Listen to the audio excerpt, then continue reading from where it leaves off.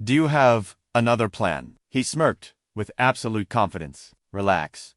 Brother Luo Wufa, my divine soul is the nether mystic wolf. It's legendary for its keen senses. Among them, not a single one can match my speed. I will definitely snatch that beast spirit pill. All right? And with that, he shot off like a bolt of lightning. At that moment, Qin Nan held a pill bottle in his hand. The 3 remaining pills were just enough for the 3 of them. Wang Zhu knew his part in this drama was over. Swallowing his pride, he turned away from the world in a bitter sulk. But the plot twist was far from over. A hand, fast as lightning, snatched the bottle right out of his grasp.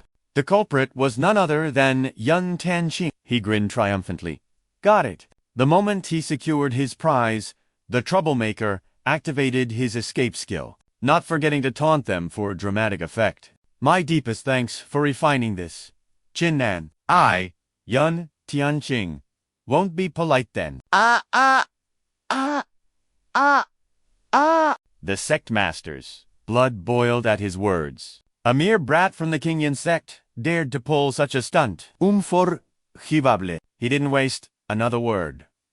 He launched a flying sword that tore through the air toward Yun Tian. Yet, the kid just laughed, mockingly. The mighty great Yan sect can't even keep up with me. He dodged the attack as effortlessly as the wind. Seeing the situation spiral, Leng Tao could no longer stand by. He began channeling his power into the Wanky diagram. And once enough spiritual energy was gathered, a flying dagger shot towards Yun Tianqing. Like a comet, only then did the petty thief feel a sliver of fear. He thought to himself, Master Leng Tao truly lives up to his reputation. He can actually match my speed. Sweat poured down his face as he pushed himself to the limit, running for his life. Faster! Just a little further. Brother Luo Wufa is waiting to back me up just ahead. He thought he was about to reach his ally, but it was all over. A blade from behind shattered his dream into a million pieces. Yun Tianqing crashed hard onto the ground. He coughed up blood. How is this possible? Just as Yun Tianqing was on his last breath, a figure calmly walked over. It was Luo Wufa. He stood tall, his gaze as cold as ice. Seeing his teammate, Yun Tianqing trembled, begging for help. Brother Luo, Wuofei, save. Save me. But Luo Wufa's reply was chilling. Sorry, brother. Our bond wasn't meant to last. He nonchalantly reached for the pill bottle, ignoring the dying man at his feet. When Yun Tianqing stubbornly held on, he roared, Let go! Despite his grievous injuries, Tianqing refused to release his grip. Without hesitation, Luo Wufa stomped on his hand, forcing a spray of fresh blood from his mouth. The scoundrel continued to crush his arm, forcing him to finally drop the bottle. After picking it up, Luo Wufa leaned down and whispered in his ear, Little brother, it's not that I won't save you, it's that I want to live. So I have no choice but to sacrifice you. You have to forgive me. With those final words, he turned and walked away. He left Yun Tianqing lying there, his fate unknown. A while later, Qin Nan's team finally arrived. Qiongwan could only stare helplessly at the scene. The pills. They're gone. Leng Tao spoke. Someone else took advantage of the chaos, and snatched the pills from Yun Tianqing. Qin Nan analyzed the situation. It must be Luo Wu. Before, only he and Yun Tianqing were on the same team. Qiongwan asked worriedly if he consumes all 3 beast spirit pills, how much will his power increase? He replied, He's already at the Soul Division realm. The beast spirit pill has little effect on cultivators at that level or higher. At most, he'll only advance 1 minor realm. Leng Tao retrieved his blade. That's good. Perhaps I can still handle him. Qin Nan, the team's strategist, immediately laid out a plan. We're being far too passive right now. If we keep getting chased around by the spirit beasts of this spirit domain, more of us will inevitably get injured, or even killed. Leng Tao agreed.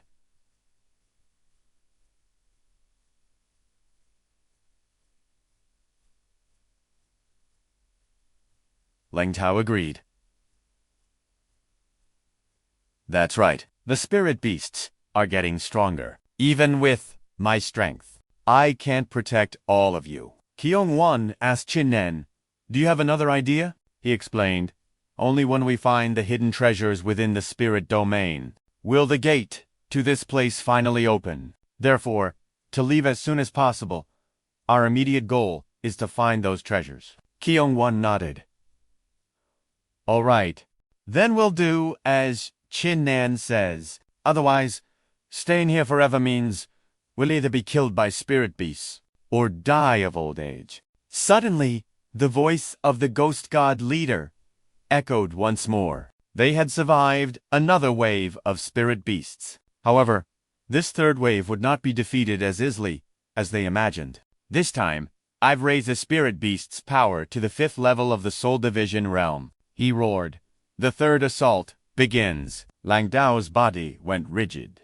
"The 5th level of the Soul Division realm," he thought to himself.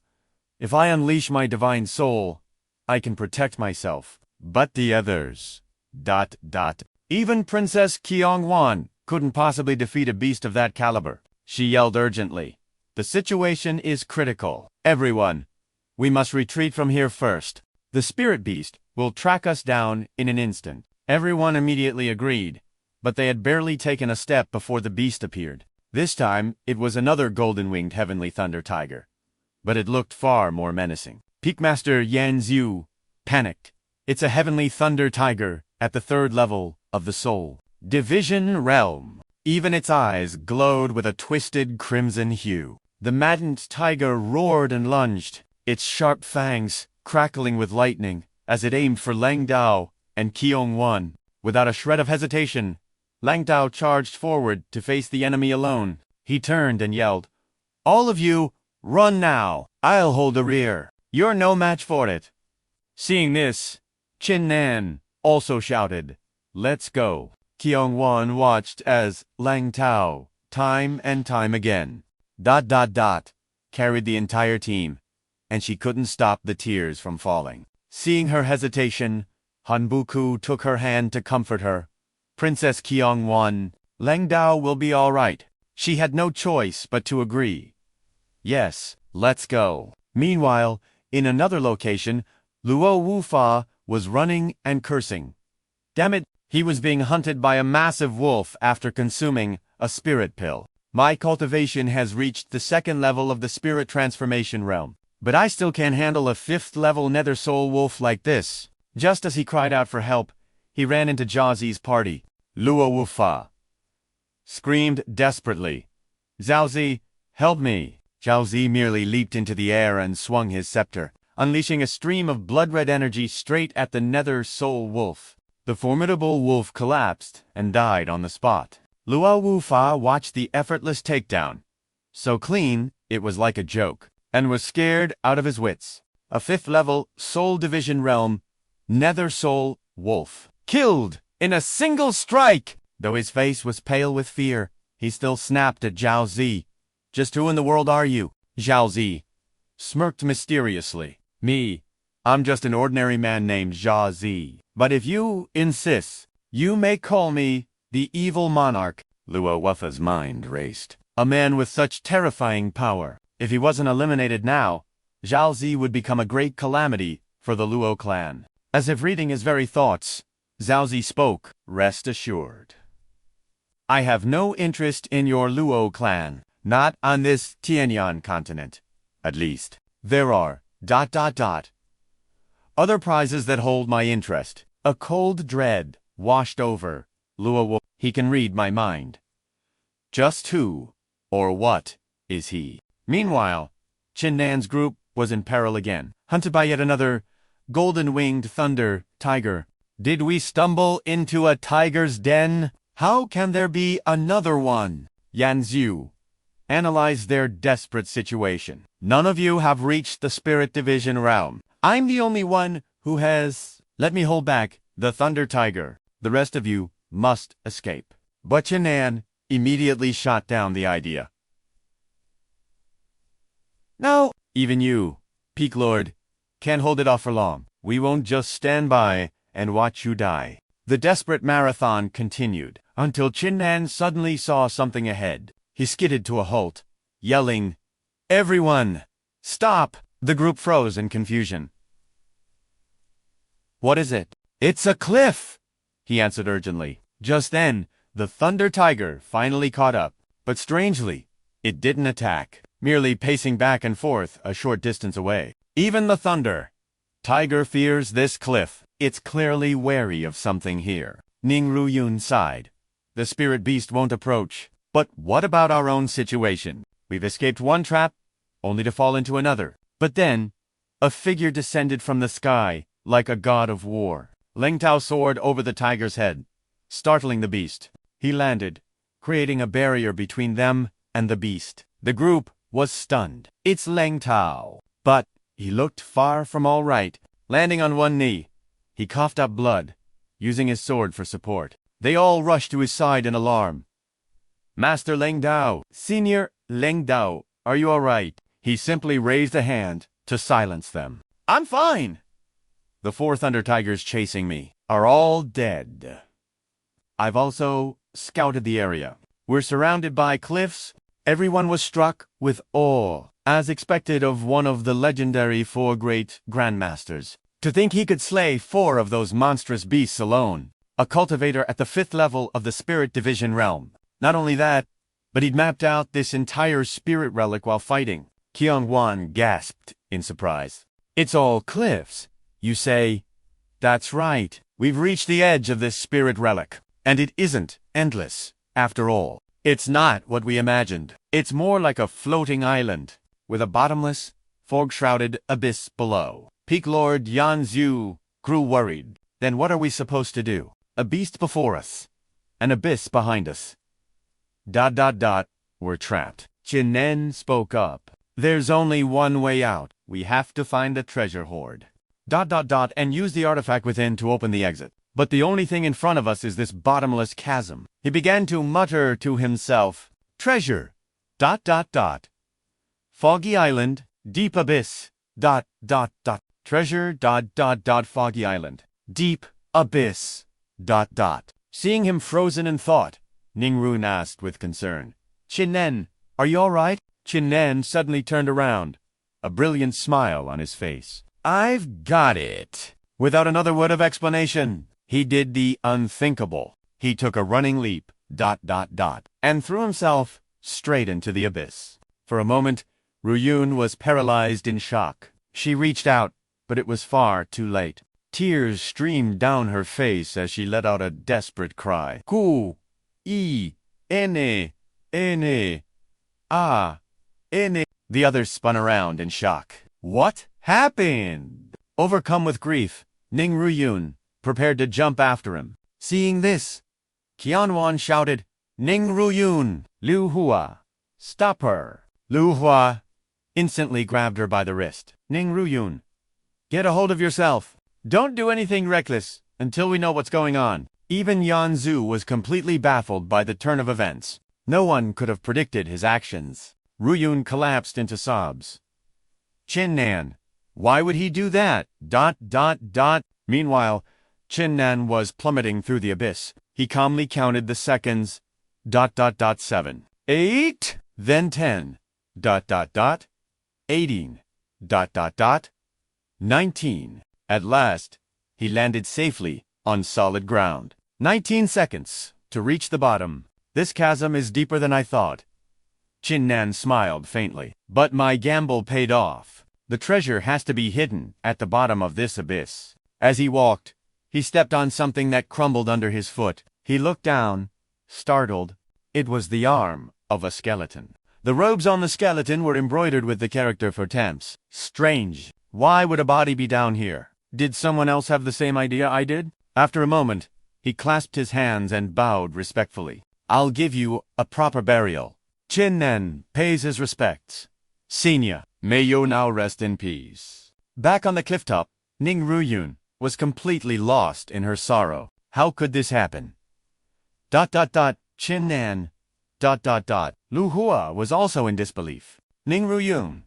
Did Qin Nan say anything before he jumped? Why would he give up like that? Sobbing, Ryun recounted his last words. He always seemed so confident. He just kept muttering about treasure. Black mist, and the abyss. Liu Hua was stunned for a moment. What could those words mean? Why jump? Then, a sudden realization dawned on him, and he shouted out, I get it now. Brilliant. Qin Nan. Absolutely brilliant. To think you'd go on such an exciting adventure without me. He turned to Ning Ruyun. Do you trust me? Trust you with what? She asked, confused. Without another word? Lu Hua grabbed her and pulled them both over the edge. All right. Let's go find Qin Nan. And just like that, 2 more people plunged into the abyss. Kyungwon, left behind, could only stare in horror. What in the world is going on? Have they all gone mad? Down below, Qin Nan paused his search and looked up. Did I just hear something? At that exact moment, Ryun and Lu Hua were hurtling down. They're terrified. High-pitched screams made Qin Nan's eyes bulge in shock. The 2 of them landed directly on top of him, nearly crushing him flat. He cried out in pain. Get off! You're going to kill me. Hearing his voice, they scrambled to their feet. Seeing Qin Nan was alive and well, Ryun rushed to his side. King Nan, why did you jump down here all by yourself? She asked, wiping away her tears. I thought you were gone for good. Seeing the beautiful woman cry for him, Qin Nan pulled her into a comforting hug. All right. I'm sorry. It was my fault for not telling you. Herein is apology. Ryun only cried harder. Don't you ever do something like that again? Witnessing this free romantic drama, Lu Hua couldn't take it anymore. He had to break the mood. Are you 2 quite finished? How long do you expect me to watch this sappy display? I'm starting to feel sick. A moment later, Qin Nan turned to them both. We need to find the treasure. It has to be at the bottom of this abyss. But Ryun was worried. How? The fog is too thick down here. We can't even see which way is which. How are we supposed to find anything? Qin Nan replied. Master Luru once taught us... how to sense the flow of spiritual energy. Focus your senses carefully. He pointed ahead. There's a faint trace of spiritual energy coming from that direction. Ning Ruyun and Lu Hua immediately closed their eyes to feel for it. Lu Hua smiled. I can sense it, too. Ryun also confirmed. Yes, there truly is a faint spiritual aura lingering. Where you said, Qin Nan took the lead. Let's follow this trail of energy. We might discover something extraordinary. After walking for a while, they found a massive stone gate, already ajar. Ryun was hesitant. Qin Nan, should we enter? Qin Nan's reply was firm. We must. We don't have a better choice. Inside, a white-haired elder sat with his back to them, lost in his own world. I've been trapped here for 10,000 years. I haven't seen a single person, not even a wandering spirit.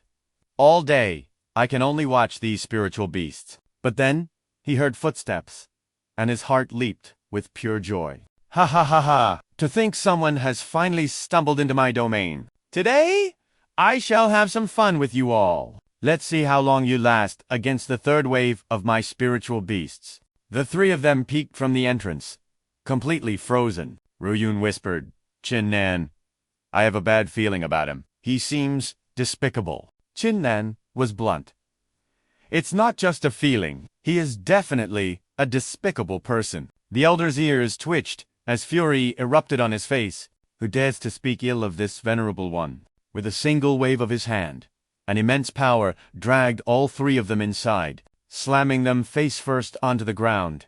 Qin Nan struggled to his feet, coughing. Venerable elder, this is a misunderstanding. The 3 of us were just passing by this place by chance. Please, continue with what you were doing, the elder snapped, delivering a swift slap. Do you take me for a fool? Am I so easily deceived? He crossed his arms, his face radiating pure menace. Today, you trespassed into my forbidden sanctuary. For that, you shall all perish. Liu Hua shrieked. Damn it! Qin Nan! We've stirred up a hornet's nest. We have to escape. Qin Nan was helpless. His power is overwhelming. We can't possibly run. He panicked. So we're just going to die here. Then, Qin Nan recalled a key phrase, 10,000 years. He just said he's been trapped here for 10,000 years. Lu Ha was stunned. At that moment, Qin Nan secretly sent a spiritual transmission to the ancestor. Ancestor, time to come out and get some fresh air. I have something very interesting for you to see. The ancestor materialized, looking displeased. Why have you summoned me? I was in deep meditation, cultivating my essence. Qin Nan scratched his head. My apologies, ancestor, but the situation is dire. Besides, I believe this matter might have something to do with you. The ancestor was startled. What? What are you talking about?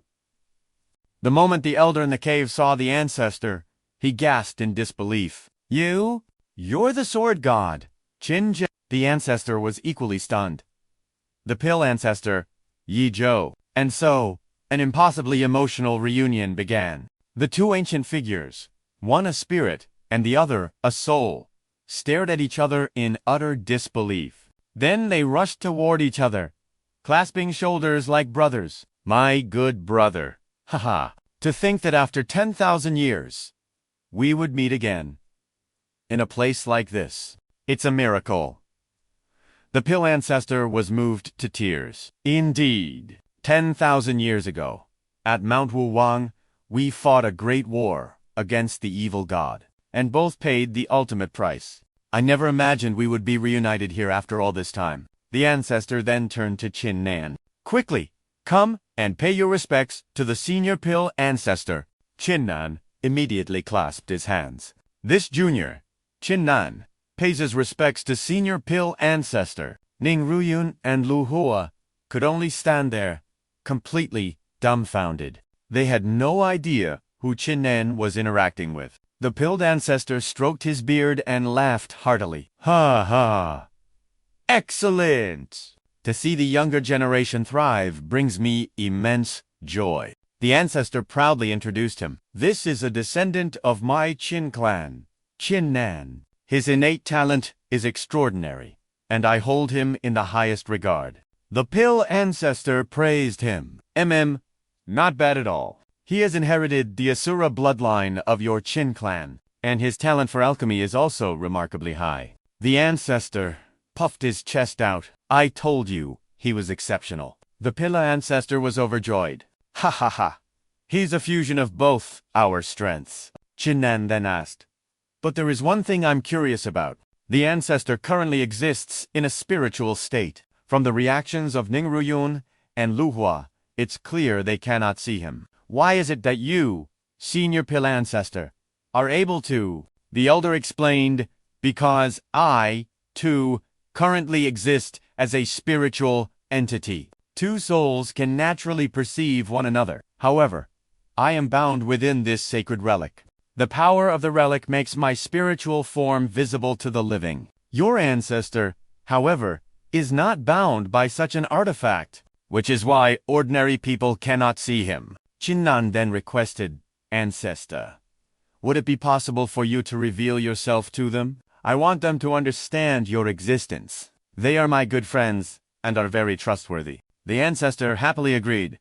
Very well. He then revealed his form before the two women. Lu Hua was ecstatic. Ha ha ha! It all makes sense now. Ruyun also smiled and said, now I finally understand why you always seem to be talking to thin air. Qin Nan, a revered senior, was with you all along. She then asked with curiosity, so what happened 10,000 years ago that caused two powerful seniors, such as yourselves, to both perish? The ancestor began to recount the tale of a bygone era. This story is long and drenched in blood. 10,000 years ago, the evil sovereign appeared, wreaking havoc upon the world. Countless souls were corrupted by his dark influence, turning into bloodthirsty monsters. The entire realm reeked of blood. Mountains of corpses littered the land. It was a horrific sight. At Mount Wuwang, the world's most sacred sword mountain, In order to save all of existence. The Pill Ancestor and I engaged the evil sovereign in a decisive battle. The clash was apocalyptic. We believed that, with our combined strength, we could vanquish the fiend. But suddenly, the evil sovereign achieved enlightenment of the great Tao laws, and the tide of battle slowly turned against us. The Ancestor made the ultimate decision. At this rate, for the sake of the world, our only choice is to risk our lives. The Pill Ancestor agreed. I.e. Joe will advance and retreat with you. With that, they both decided to use an ancient, forbidden art, one that cost their very lives to destroy the evil sovereign. The evil sovereign shrieked in agony, "No, this cannot be!" He was annihilated. But the Ancestor and the Pill Ancestor also began to fade from existence. The Pill Ancestor spoke to his friend, "My good brother, to have been your sworn brother in this life was more than worth it." The Ancestor smiled in return. "Agreed. If there is a next life, let us be brothers once more. Farewell."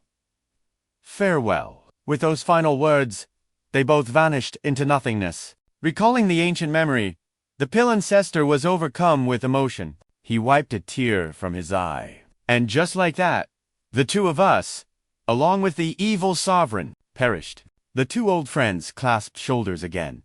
Their bond as strong as ever. "My good brother," Qin Nan then asked, "so how were you both able to persist in your spiritual forms?" The Ancestor explained, "This is likely due to the ancient forbidden art we used, a curse that destroys the body, but allows the soul to drift endlessly in the mortal realm. My own spirit inhabited the heaven-burning sword until you awakened me." The Pill Ancestor gritted his teeth. "Exactly. I was trapped in this cursed spirit relic for 10,000 agonizing years. The mere thought infuriates me." A dreadful realization struck Qin Nan. Does that mean the evil sovereign's soul could also be wandering the world? If someone awakens him, could the cataclysm from 10,000 years ago happen again? The Pill Ancestor's tone was grim. "It's not could. He awakened long ago. Within this relic, I've sensed the dense demonic aura clinging to the newcomers. You were likely controlled by the evil sovereign. Or, to be more precise, you are his avatars." Qin Nan then recounted his own experience, how demonic energy had possessed people at the Great Flame Sect, turning them into crazed beasts. First was Luo of the Luo family, and the second was the great elder of the sect, Zhao Tian. What's more, at the Great Flame Sect, I faced a monstrous creature formed from pure demonic aura. It called itself a child of the Asura bloodline, and claimed it had been searching for me for a very long time. The Pill Ancestor frowned. "It seems the evil sovereign has already begun to move. The two possessed individuals from your sect are clear proof. And the monster you saw was a projection of the evil sovereign's will." Ning Ruyun asked worriedly, "What is his ultimate goal?" The Ancestor spoke. "His purpose is simple, the same as it was 10,000 years ago. He seeks to devour all the power he can, to shatter the limits of this world, and transcend the superb realm to reach the divine realm." The Pill Ancestor added, "That's right. 10,000 years ago, he absorbed the life force of countless beings, turning them into his demonic puppets to seize their power and break through to the superb realm." Lu Hua grew anxious. "The situation is far more dangerous than we imagined. If we let the evil sovereign continue unchecked, this continent will suffer the same fate as it did a decade ago." "Let's not get ahead of ourselves," Qin Nan declared. "First, we need to get off this cliff. Then, we find those controlled by the evil sovereign and hunt down his true location. We'll strike him down before his power can fully recover." Ruyun agreed.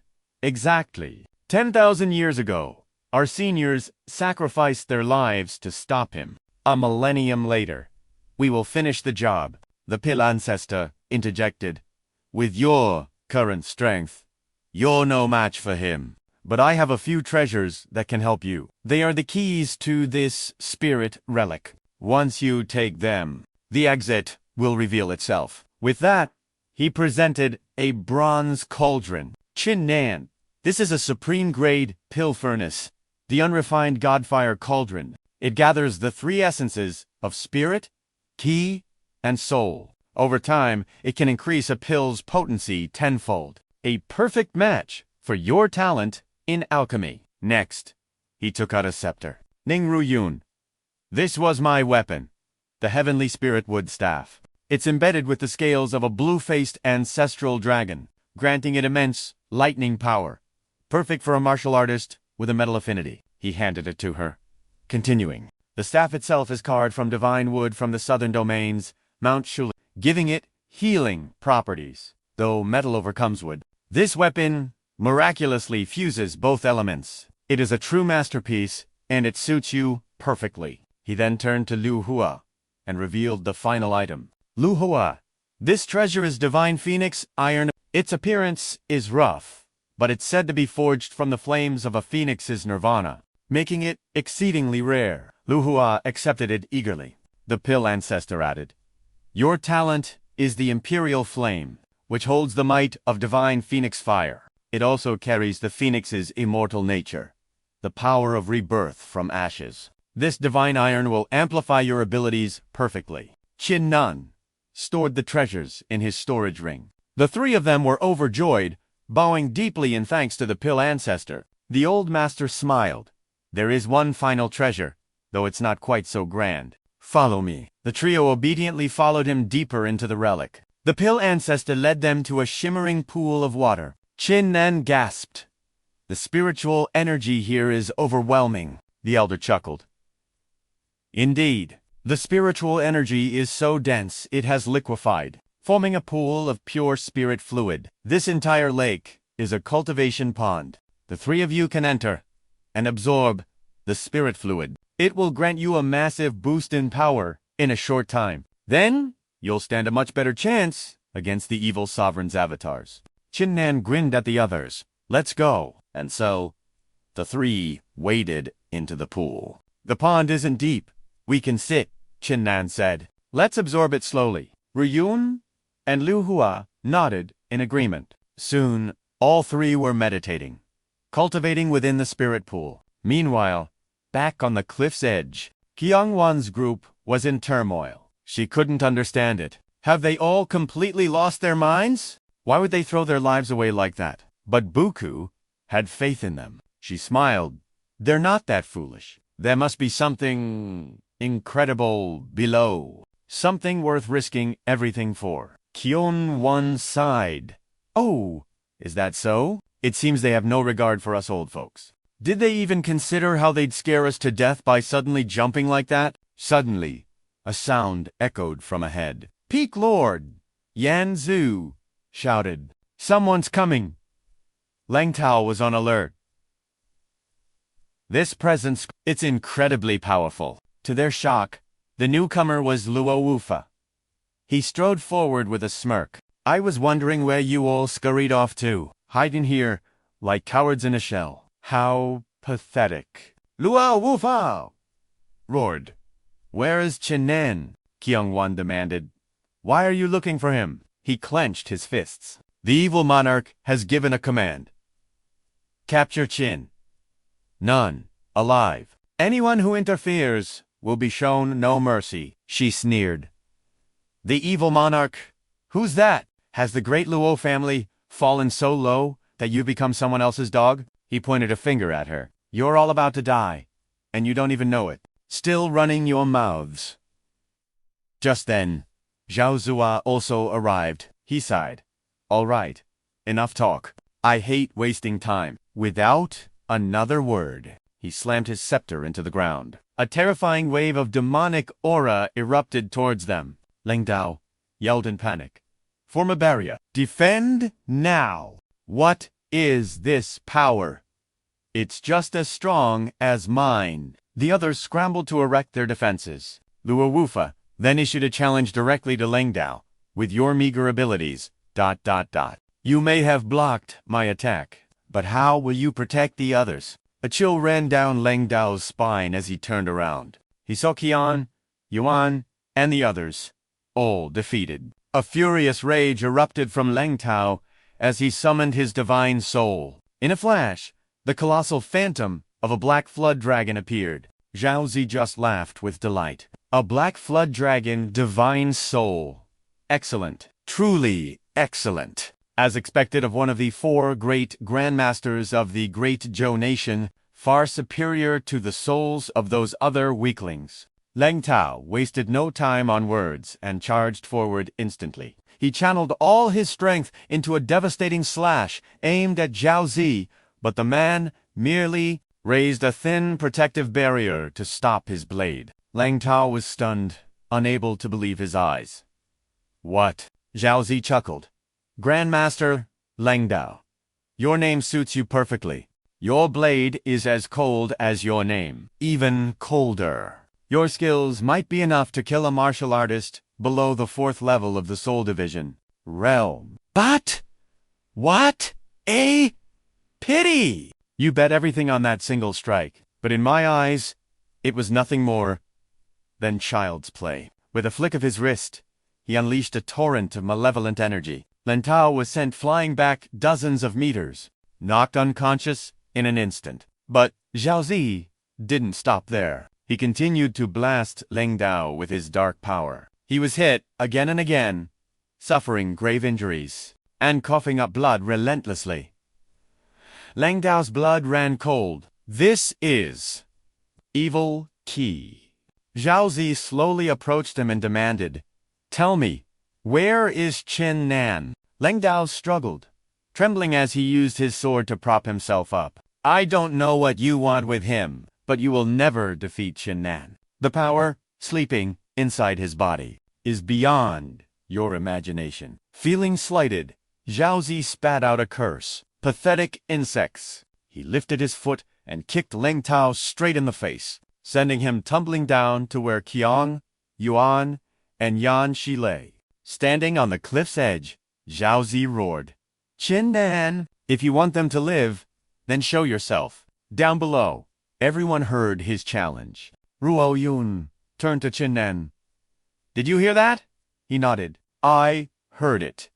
It's time to go up." He then turned to the old Pill Ancestor. "Senior Pill Ancestor, we have to leave now. Once we deal with the Evil Lord's clone, we must also leave this spiritual ruin. May I ask where you will go? Is there a way for you to leave this place without being affected by its collapse?" The old man replied, "Once the treasures within are gone, the spiritual ruin will open, and then it will cease to exist. And I will vanish from this world along with it." Hearing this, Qin Nan gritted his teeth, his entire body trembling.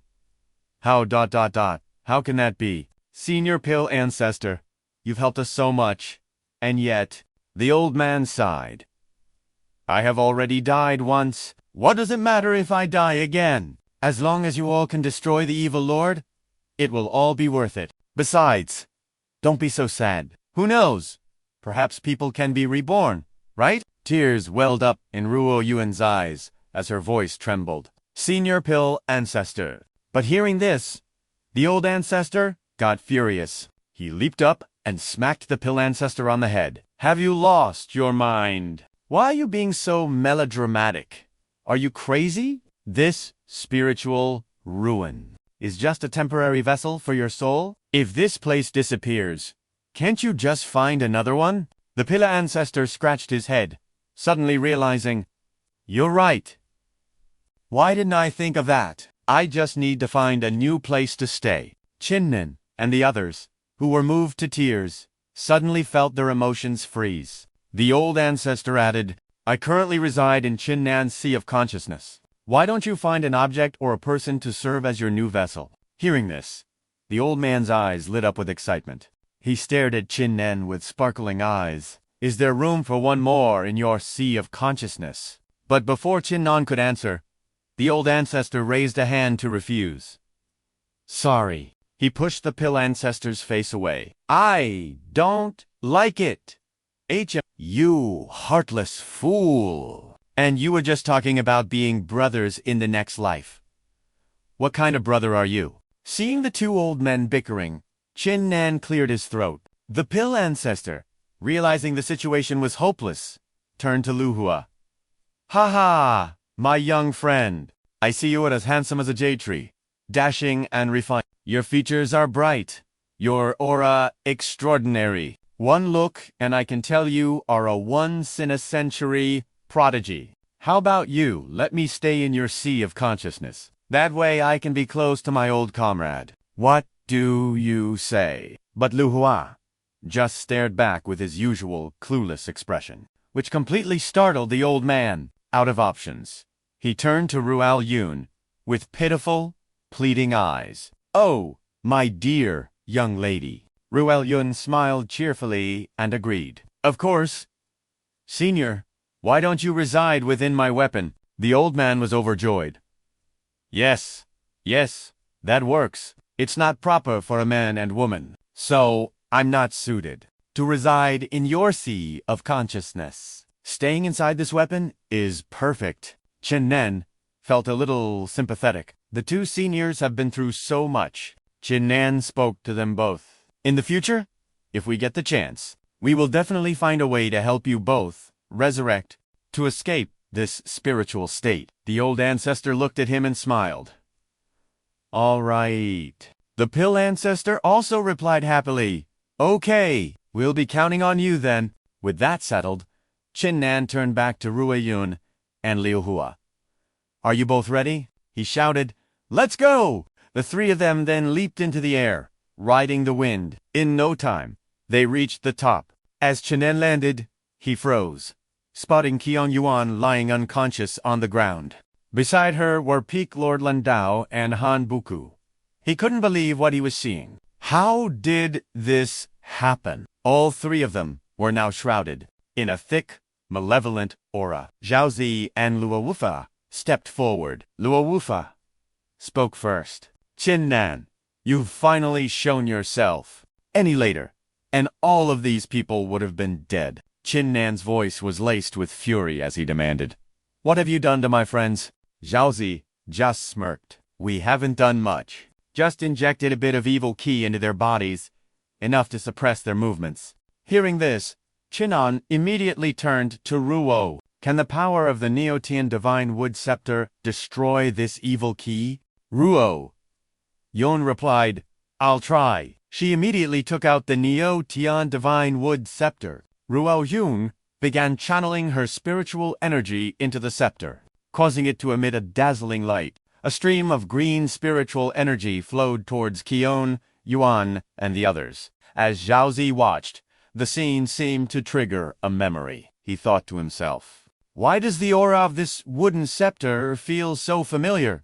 A moment later, Ruo Yun spoke to Qin Nan with a worried tone. Although the Neo-Tian Divine Wood Scepter has healing powers, it cannot eliminate the evil ki from their bodies. Qin Nan's anger boiled over. If we can't destroy the evil ki, then we'll just have to kill this evil Lord clone. Then the evil ki will vanish on its own. Zhao Zi's eyes narrowed. So, you all know about the evil Lord's existence? He then let out a laugh. Now, I remember. That wooden scepter in your hand is the one the old pill ancestor used to wield. For it to be in your possession means that old Fossil has woken up as well. This is getting interesting. So, you are also aware of the evil Venerable's existence. Luo Wufa was startled. Are you the evil Venerable from 10,000 years ago? A thought crossed his mind. The history books recorded that 10,000 years ago, the evil Venerable descended upon the world, causing widespread disaster and suffering. Zhao Zi smirked and said, No, I am just a mortal named Zhao Zi. If you'd like, you can call me the evil monarch. I'm not fond of that stale old name. Evil Venerable. Lu Hua pointed a finger in his face. I don't care if you're the evil monarch or the evil Venerable. All I need to do is kill you. Qin Nan shouted.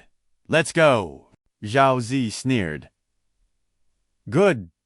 I want to see just how formidable the Asura's chosen ones really are. He then turned to his three allies, including Dao Lai. You three, go ahead and greet them first. The trio roared with excitement. Understood. The boar demon Dunbao was bloodthirsty. It's time to repay the debt from before. Without another word, Qin Nan's party, fearing no one, unleashed their cultivation auras. Liu Hua Spirit Transformation Realm, 8th layer. Qin Nan, Spirit Transformation Realm, 9th layer. Ning Ruyun, Spirit Transformation Realm, 8th layer. But the opposing side was just as imposing, with Dun Bao at the 8th layer of the Spirit Transformation Realm. Tao Lai was at the 9th layer, and Shiji at the 8th. Qin Nan's mind raced, thinking, back at the bottom of the pill, Ancestor's Cavern, ... He granted me the bloodline hidden within the spiritual monument. My power has increased by a whole new level. I can now face a peak spirit transformation realm expert. These three are no longer a threat. Let's rewind the clock for a moment. While they were still at the bottom of the abyss, the pill ancestor mysteriously told Qin Nan, I have one more secret gift, but only a prodigy, possessing all 5 elements, can use it. Do you have any friends who fit that description? Call them over and see if they qualify. Then, the old man sighed regretfully. If not, then this treasure will simply go to waste. Upon hearing this, Qin Nan was stunned. Hey, hello? All 5 elements. Senior, are you talking about me? The pill ancestor's jaw dropped. You're claiming to possess all 5 elements.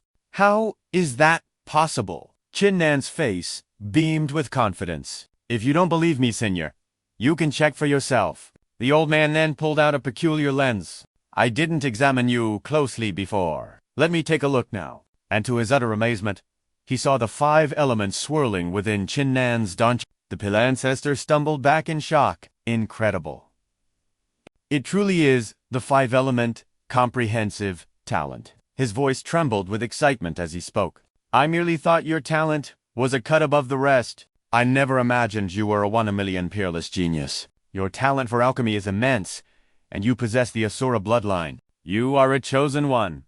A new wave destined to overwhelm the old. Qin Nan was ecstatic, but maintained a humble exterior, waving his hand. Aying. Senior, you praise me too much. Now, let me see this treasure. The pill ancestor nodded. Very well. Since you possess all 5 elements, this treasure is yours. It is actually a type of bloodline power. Qin Nan was surprised. A bloodline power? He thought to himself. It's exactly as that ancient scroll foretold. There is a bloodline within this spiritual monument. Just what is the origin of that heavenly Tao scroll? The pill ancestor chuckled. That's right. However, this bloodline's specific abilities can only be unlocked at the Soul Division Realm. Honestly, I don't know the full details myself. With that, the old man pulled out an object and handed it to him. Here, take this. And that grand gift was none other than a chicken egg, complete with a stinking brown topping. Qin Nan's face instantly darkened. Excuse me, but why is this bloodline an egg? And more importantly, is that a pile of dung on it? The old man scowled impatiently. Don't ask. If you're meant to understand, you will. My words won't help you. Just take it. When you ascend to the Soul Division Realm, everything will fall into place. He could only swallow his pride and accept it. All right then, I'll take it. The foul stench rising from it made the young man break out in a cold sweat. He held his breath, but goosebumps still prickled his skin. Qin Nan then crushed the egg. It instantly shattered into countless fragments of spiritual energy that surged into Qin Nan's body. He exclaimed in astonishment, "This bloodline is truly strange. Just absorbing, it caused my realm to advance immediately." The pill ancestor explained. Of course, bloodlines are divided into the 10 great divine bloodlines and the 3,000 minor bloodlines. These 3,000 minor bloodlines are further categorized by grade, from highest to lowest: spirit, treasure, and mortal. From what I remember, this bloodline is at least spirit grade. A spirit grade bloodline doesn't require you to actively use it. Simply absorbing it will transfer all of its power directly into you. Qin Nan was completely stunned by this revelation. It's that powerful. Then the Azure Lotus Sword Soul and the Netherflame Purple Fire I absorbed before. What grade were they? He quickly pulled out a book and began to flip through it. When he reached the page describing the nether flame purple fire and the azure lotus sword soul, his jaw dropped. The azure lotus sword soul and nether flame purple fire helped me advance so much, yet they were only mortal grade, that egg-shaped bloodline from the spiritual monument. Could its effects be even greater? The young man was so thrilled he was practically drooling. The thought alone was intoxicating. The pill ancestor patted his shoulder. All right, focus on reaching the soul division realm and unlock the secrets of this egg-shaped bloodline. Qin Nan respectfully clasped his hands. Yes, I will not disappoint the expectations of Senior Pill Ancestor. Back on the battlefield, which blazed hotter than a furnace, Dunbo pointed his axe at Qin Nan and roared, "Where did your mind wander off to during a battle? Are you asking to be killed?" Qin Nan simply smirked and beckoned tauntingly. "You overgrown pig, I was merely looking down on you. If you've got the guts, come and fight me. With my current strength, I could crush you with just one arm." Infuriated, the boar demon Dunbow went. He unleashed his stone-shattering, heavenly quake technique. A single slash, carrying world-shaking power, shot towards Qin Nan's group. But Qin Nan just laughed coldly. "You used that technique before, and you're using it again now. Do you really think it will still work on me?" He instantly used his spiritual energy to create a massive shield, enveloping all three of them. He effortlessly deflected the attack. Dunbo could only stand frozen for 5 seconds, sweat pouring down like rain. My stone-shattering heavenly quake was nullified. "How can this be?" Tao Lai stepped forward to remind him. "Pay attention. Those three, like us, have grown stronger. We cannot underestimate them. We must fight seriously." Dunbow snorted. "I've reached the 8th layer of the spirit transformation realm. I am not the weakling I once was." He leaped up again, raising his axe and letting out a mighty roar. "Behold, the new technique I've mastered. Mountain-shattering, earth-splitting." His attack cleaved the very ground in two, sending a torrent of debris flying at Qin Nan. With a swing of his sword, he "Pathetic scratching like that has no right to be shown off before me." Qin Nan instantly unleashed sword sweep of the 8 wastelands. Countless phantom blades filled the air, shattering the oncoming ruble to dust. Dunbo stared in utter disbelief, thinking to himself, "My ultimate technique, ... How could he shatter it so effortlessly? It's only been a few days, and Qin Nan has already become this terrifying." But his assault wasn't over. A powerful wave of sword energy surged towards Dunbow. Moving so fast, the behemoth had no time to react. He took the full force of the slash, blood erupting from the wound. Dunbo collapsed, struggling to prop himself up. The sword energy was split in two. How can it still possess such devastating power? Seeing her comrade beaten, Shiji yelled, "You useless oaf, are you dead yet?" He grunted back in annoyance. "Don't worry, big sister, I'm still breathing." With a seductive sway, she flipped her hair and approached Qin Nan. "Now, it's my turn to fight you," she schemed internally. "Even if his sword techniques are strong, they're useless against my illusions." With a hand on her hip, Shiji arrogantly faced Qin Nan. "It's my turn to deal with you now." The moment the words left her lips, she unleashed her illusion technique, screaming, "Heart-devouring formation." Instantly, Qin Nan was dragged into an illusionary realm, surrounded by countless crimson eyes staring daggers at him. Before Qin Nan could even move, the eyes began to close in. But far from being afraid, he simply let out a laugh. This trick is quite similar to the evil soldiers ... that the alchemist Wang Zhu summoned. I dealt with them easily back then. So why would I fear these pathetic phantoms? Let me show you the meaning of true fear. With that, he summoned a colossal demon lord, its aura blotting out the sky. The color drained from Shiji's face. She stammered in absolute terror. What in the world is that thing? It's even more frightening than Lu Ruyu was." The demon lord lunged forward, grabbing the phantom eyes and crushing them without mercy. The backlash slammed into Shiji, damaging her very soul, as blood poured endlessly from her lips. She let out an agonized scream before collapsing to the ground, completely motionless. Seeing this, Dao Lai rushed to her side, shouting in a panic, "Shiji, wake up! You have to wake up!" Qin Nan stood over them with a cold smile. "It's useless. She's not getting up. If she had physical wounds like that fat one, she might have recovered, but I attacked her spiritual soul directly. I doubt she will ever wake up." Hearing this, a flicker of fear crossed Dao Lai's face, but he still pointed his blade at Qin Nan, growling, "You harmed my friend? I will kill you!" With that, he charged at Qin Nan with his massive blade, roaring, "Die!" Watching from the sidelines, Ning Ruyun could only shake her head in disappointment. In battle, the greatest taboo is letting your emotions take over. To lose your calm, like this, is to have already lost half the fight. Qin Nan raised his sword with a smirk. "If you're that eager to die, then come." In an instant, the two clashed, blade and sword screaming as sparks flew, unleashing a terrifying explosion. Dao Lai's killing intent blazed as he yelled, "Qin Nan, I will grind you into dust." From the ground, the wounded Dunbao cheered him on. "Dao Lai, kill him! Avenge Shiji!" Qin Nan simply scoffed at the threat. "Humph! You want to kill me? You'll need a much better weapon for that."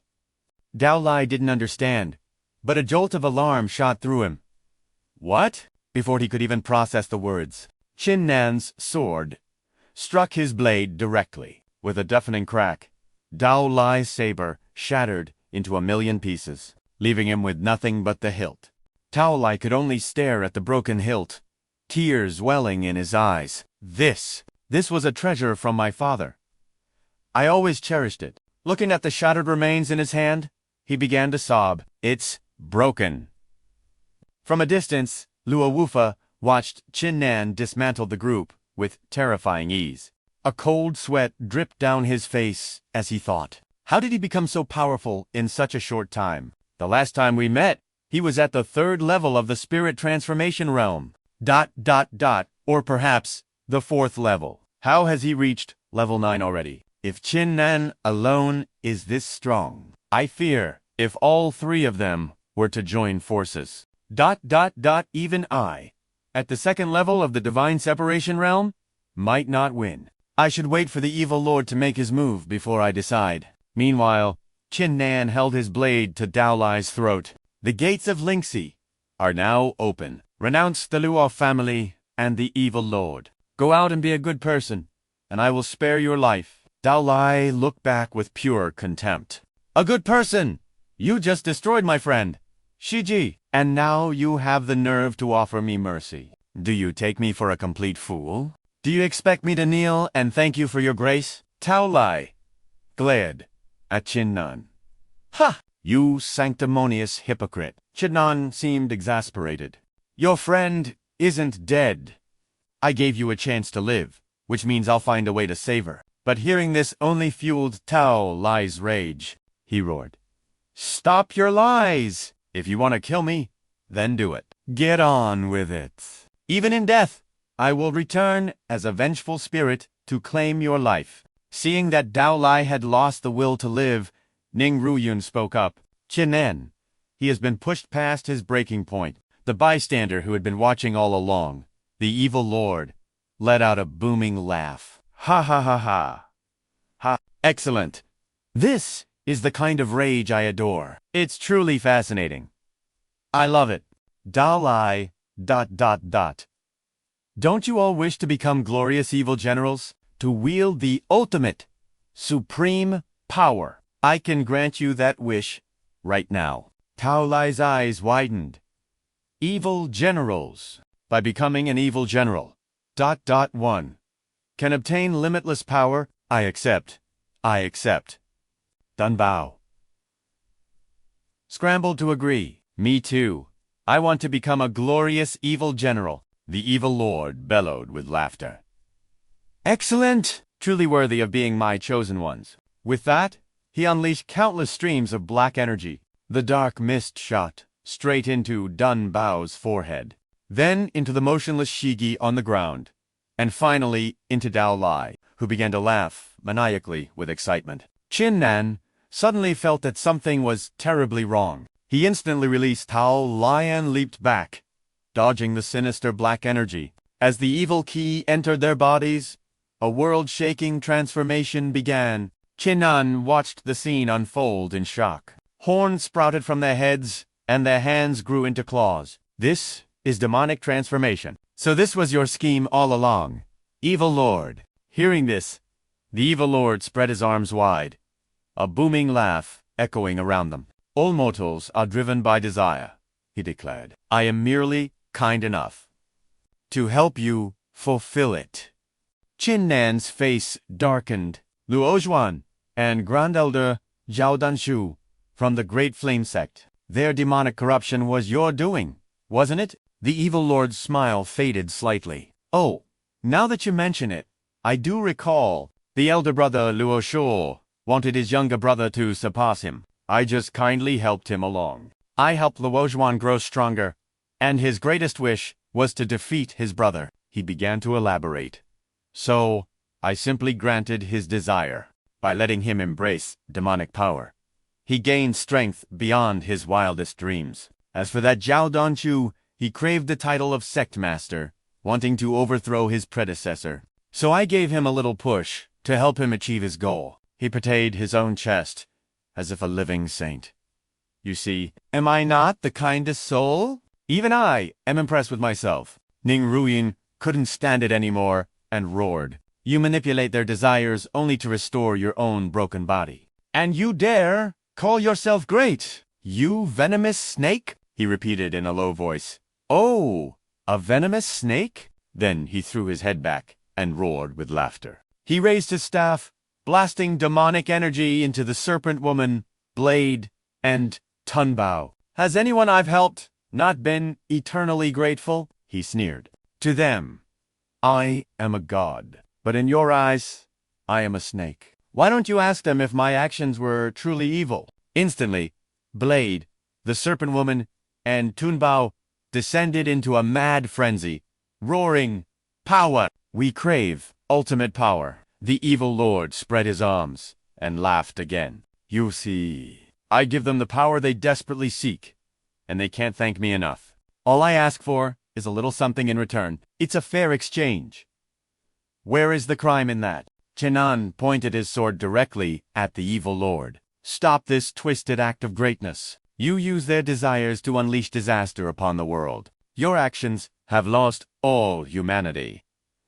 Enough talk. Prepare to die. The Evil Lord scoffed. HMPHU. Overestimate yourself. An insect dares to try and kill me. First, you'll have to get past my pets.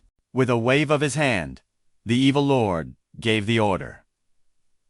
Go. The three warriors, now fully corrupted by demonic energy, charged towards Liu Hua. Seeing their transformation up close was astonishing. After their corruption, their power had skyrocketed, reaching the 10th level of spirit transformation. Ning Ruyun declared, Qin Nan, we attack together. Now, Qin Nan raised his sword before him. Right. With that, he surged forward to meet the challenge. The Evil Lord watched, a wicked grin on his face. A crimson light flashed in his eyes. Insects, daring to face the supreme demonic clan. How amusing! He then pointed a finger towards Qin Nan. My demonic generals, kill them. On command, Tunbo hefted his massive axe and charged, bringing it down on Qin Nan. But Qin Nan met the blow with his heaven-shattering sword. Compared to the corrupted Grand Elder Zhao, he taunted, Your power is nothing but child's play. Then, instead of a direct confrontation, Qin Nan dodged the attack. As the second strike came crashing down, he slipped behind Tunbao, enraging him. Damn you, Qin Nan! The beast roared, daring to curse his name. Qin Nan instantly unleashed a powerful kick, shouting, Be gone! Tunbo had no time to dodge and was sent flying into a massive boulder. Qin Nan then activated his Asura Phantom and unleashed the sword wave of the 8 Desolations. The attack shot straight towards Tunbo, who was still slumped against the rock. But seeing Qin Nan's powerful technique, he showed no fear, instead laughing arrogantly. I am invincible. Your pathetic sword tricks can't harm me. Seeing his blatant provocation, Qin Nan unleashed a torrent of sword energy that pierced straight through his body.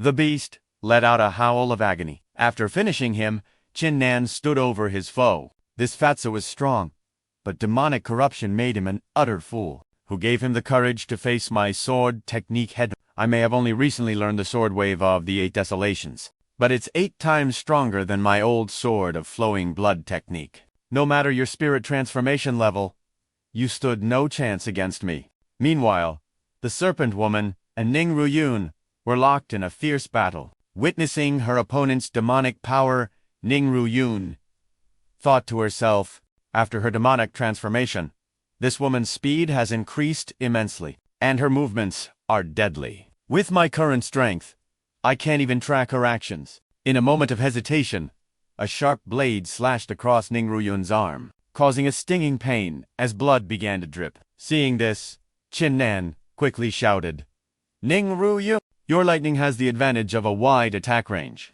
Don't panic." Qin Nan's reminder snapped her back to reality. That's right. My lightning power can cover a massive area. What am I afraid of? I was just too worried. She immediately gathered her spiritual energy, unleashing the Heavenly Thunder Break, a technique with immense area of effect damage. The Serpent Woman, being too close, was caught in the thunderous lightning technique. Her entire body was paralyzed, unable to move. Seeing her technique hit, Ning Ruyun said, "The lightning has completely paralyzed your body for a short time. Don't even dream of moving." Then she aimed carefully and unleashed a continuous assault, screaming, "Heaven's thunder punishment." As she cast the technique, she thought, "This is the punishment of heaven's thunder. Using the power of the dragon scales on my demonic heaven spirit wood staff, even if you survive, you'll be crippled." In that moment, thunderous lightning bolts rained down on the Serpent Woman's body. She let out endless, blood-curdling screams. Then, she slowly collapsed. Her body charred black. On the other side of the battlefield, Lu Hua was struggling, but still trying to put on a brave face. "You don't need to help me. I can handle this alone." Watching from the side, Ning Ruyun couldn't help but tease, "Don't push yourself too hard, or you'll be crying for your mommy soon." Qin Nan chimed in, "Pride comes before the fall. You know, Lu Hua was being relentlessly attacked by Blade, but he managed to block every strike with the Divine Phoenix Iron," he said smugly. "This Divine Phoenix Iron is truly amazing." Every one of Blade's attacks was incredibly powerful, but they were all completely stopped by the artifact. As Liu Hua used it, he thought, "What's most incredible is that the Divine Phoenix Iron can convert all of my opponent's power into my own. I now wield limitless strength in my hands." But when he looked up, Lu Hua was stunned by the sight before him. It was none other than Blade. He had channeled all his power, soaring into the air with a mighty roar. Slash. Then, Blade drew his sword back, unleashing a massive downward strike as he yelled, "Surrender your life." Lua's face went pale with fear, but his words remained defiant. "It's time you tasted the true power of the Divine Phoenix Iron." And with that, Lu Hua began to gather his own spiritual energy. Activating the Divine Phoenix Iron, he raised it with his left hand to defend. Blade descended directly upon him, bringing his sword down in a devastating slash against the divine artifact. But his attack was stopped cold. The Divine Emperor's Iron retaliated, forcing Tao Lai to cough up blood as his weapon was sent flying. As he collapsed, he uttered in disbelief, "Impossible." But Lu Hua wasn't done.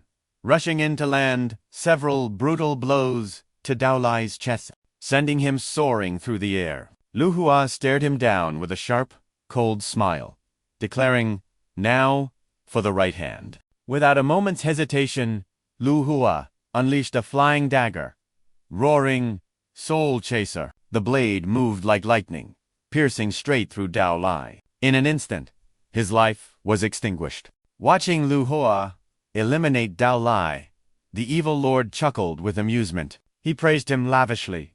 "Truly worthy of being the son of Asura Z. You haven't disappointed me." The other two could also serve as excellent cultivation cauldrons. Hearing these words, Qin Nan's expression hardened. After a moment, he raised his sword, pointing it directly at the evil lord's face. Now, it's your turn. Luo stood beside him, pointing forward as well. That's right. Prepare to meet your end. The evil lord simply smirked at their declaration. I must admire the courage of insects like you, but you truly are ignorant of your own weakness. And with that, the evil lord began to unleash his true power. He sneered. Very well. Allow me to play with you. He then raised his scepter, summoning a terrifying wave of malevolent energy. The sheer power radiating from the scepter made all three break into a cold sweat. Seeing the black miasma, they quickly covered their mouths, desperate to keep the corrupting energy from invading their bodies. Qin Nan urgently shouted to the others, "This black aura is immensely powerful. Get back." The moment the words left his lips, the three of them scattered, fleeing the encroaching darkness. As the malevolent energy surged past, even he felt a shiver of fear. Watching them scramble, the evil lord laughed mockingly. Do you see now? Before absolute power, all of you are nothing but trash. You can't even withstand my simplest assault. Just then, the old ancestor's voice echoed in Qin Nan's mind. He warned, this Zhaozi is merely a clone of the evil venerable... ... But his power far surpasses yours. His cultivation is likely at the peak of the Soul Division realm. Be careful. Qin Nan's eyes widened in shock. He turned, exclaiming, the peak of the Soul Division realm. Sweat beaded on his forehead as he glanced at Ning Ruyun and Luo, saying, if the three of us... ... Ning, Ruyun, Luo, and I combine our strength, we might just barely defeat a warrior at the first or second layer of the Soul Division realm. But Zhaozi is at the absolute peak. What can we do? In this moment of crisis, Ning Ruyun summoned Senior Danzu. She pleaded, Senior Danzu, you were the guardian of the spirit ruins. You once unleashed mutated spirit beasts at the 5th layer of the Soul Division realm. Can you release them now? ...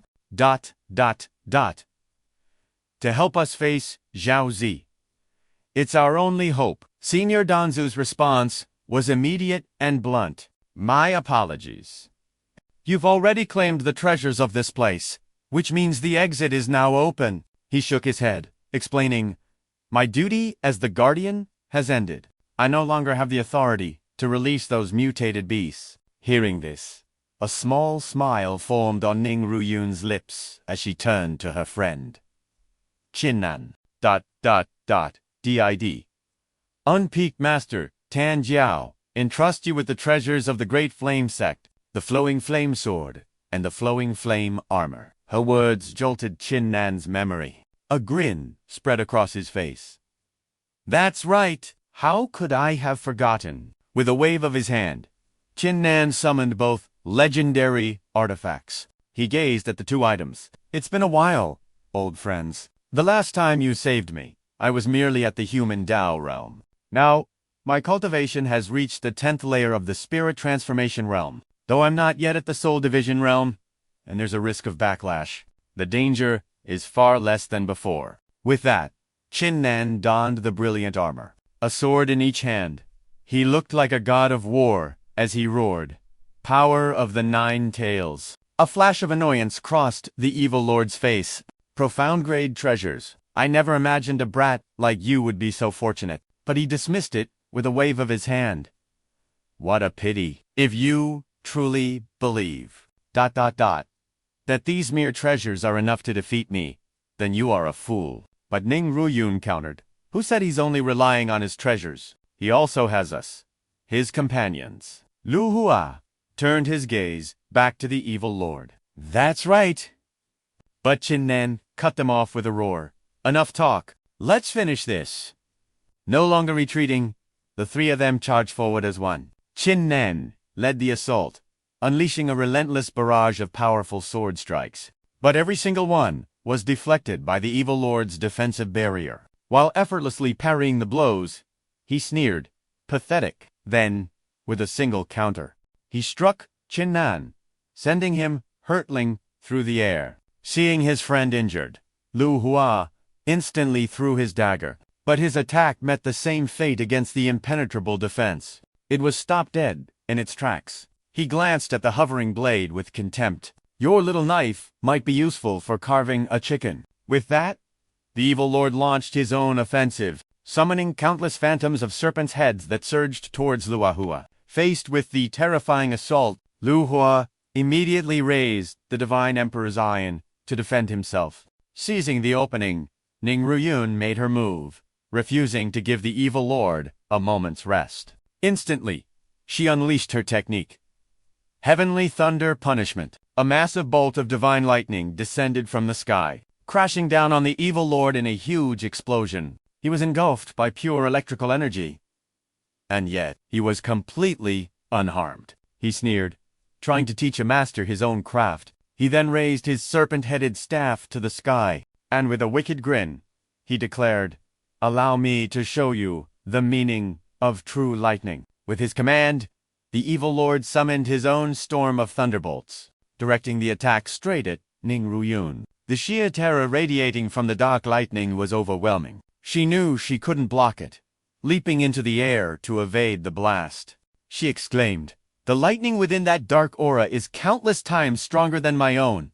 I could never have blocked that head-on." Thankfully, her evasion was successful. The dark lightning struck the ground where she once stood, scorching a massive crater into the earth. Staring at the damage, she thought, "This level of power is truly terrifying." Wasting no time, Qin Nan soared back into the fray, unleashing his ultimate technique. Sword that sweeps the 8 wastelands, the technique created a colossal wave of energy, sweeping across the battlefield. And yet, when it crashed against the evil lord's barrier, it didn't even leave a scratch. Seeing his ultimate attack fail, the evil lord let out a cold laugh. He looked down on Qin Nan and sneered, "Qin Nan, if this is the extent of your power, then your defeat is certain. I advise you to use your true strength. That's the only way I'll have any fun." A shadow fell over Qin Nan's face as he "If you're in such a hurry to die, then allow me to help you." With that, Qin Nan pointed his sword at the evil monarch,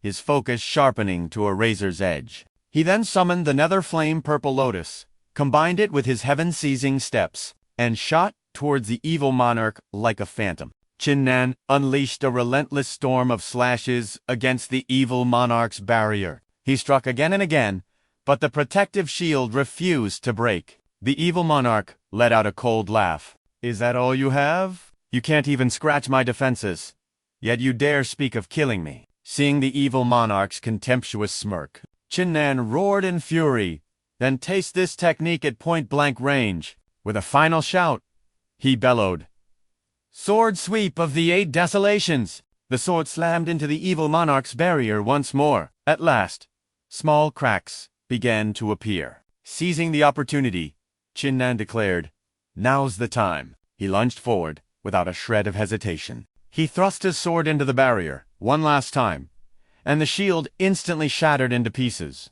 A crimson light flared in the evil monarch's eyes as he sneered. "Very good, Qin Nan.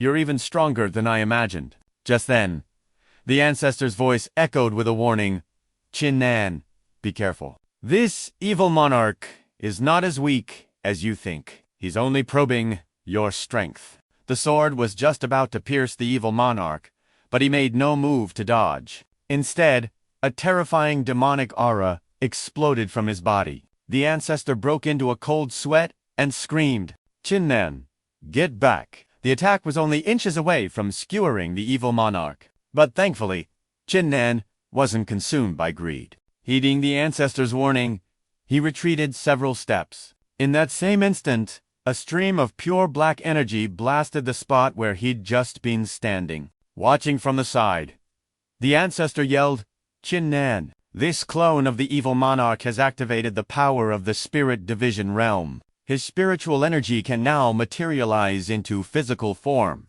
That's what creates the defensive layer and the black aura around him. You must be cautious." Qin Nan was drenched in sweat. He stared in horror at the evil monarch and replied to the ancestor, "I understand." Ning Ruyin and Lu Hua watched from the sidelines, their faces pale with panic. Not knowing what else to do, they called out, "Qin Nan, let us help you." But suddenly, the evil monarch generated a colossal wave of demonic energy and roared, "Playtime is over. Now, you all die." With that, the evil monarch began firing blasts of demonic energy in all directions, sending them streaking towards Qin Nan and his group. The barrage forced him onto the defensive, unable to dodge. Ning Ruyun was struck. She cried out, "His attacks are too fast. We can't escape."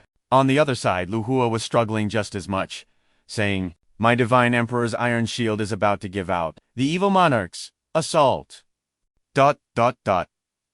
is focusing more and more on our Qin Nan." Witnessing the evil monarch's true power, Qin Nan thought, "Even with my Zhuan rank protective armor, facing an attack of this magnitude, I'll still be severely injured. Is this the true power of the Peak Spirit Division realm?" Seeing their desperate struggle, the evil monarch laughed with delight. "Ha ha ha!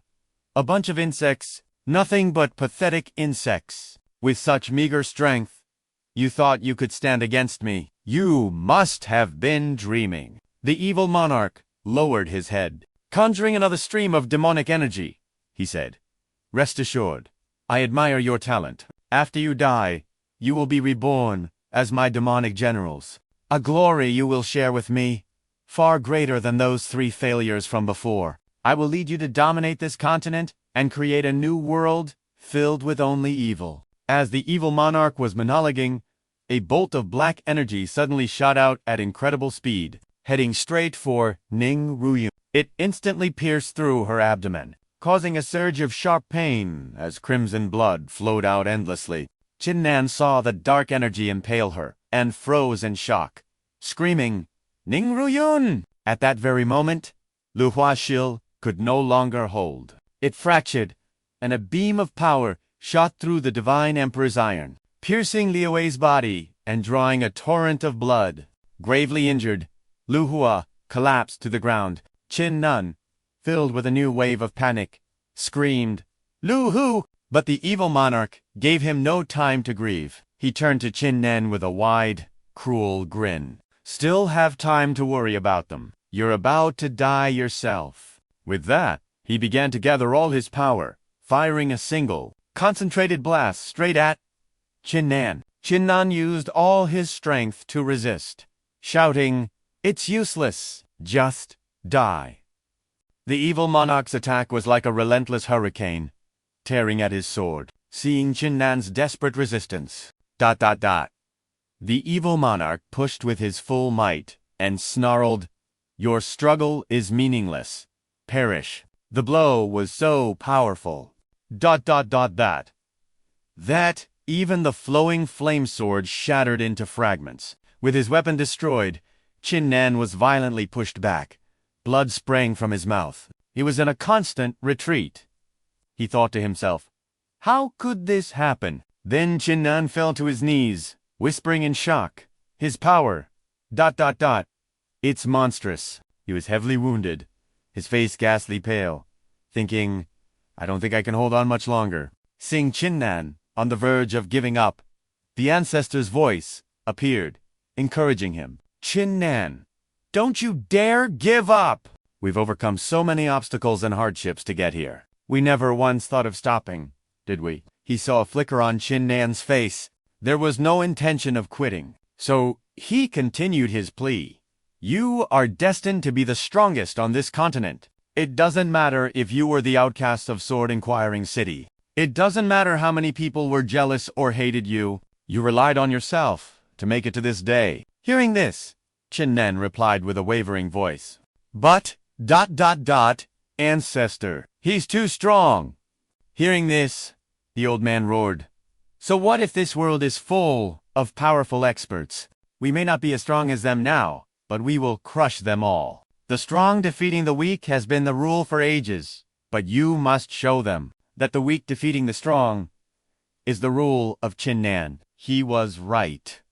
This world is full of masters, but I've always fought to overcome them with my own strength. Listening to the ancestor, Qin Nan slowly rose to his feet. He looked to the heavens and let out a mighty roar. I, Qin Nan, will create the rules that belong to me and me alone. At long last, Qin Nan was having an epiphany, the evil monarch murmured. Could this be the aura of the Asura bloodline? The ancestor smiled with joy and relief. Qin Nan, have you broken through the spirit transformation realm and reached the spirit division realm? At that moment, within his spiritual sea, Qin Nan was pulled deep inside. Before Qin Nan's very eyes, an egg floated in mid-air, causing him to exclaim in shock. This was the egg that Senior Pill Ancestor had gifted me.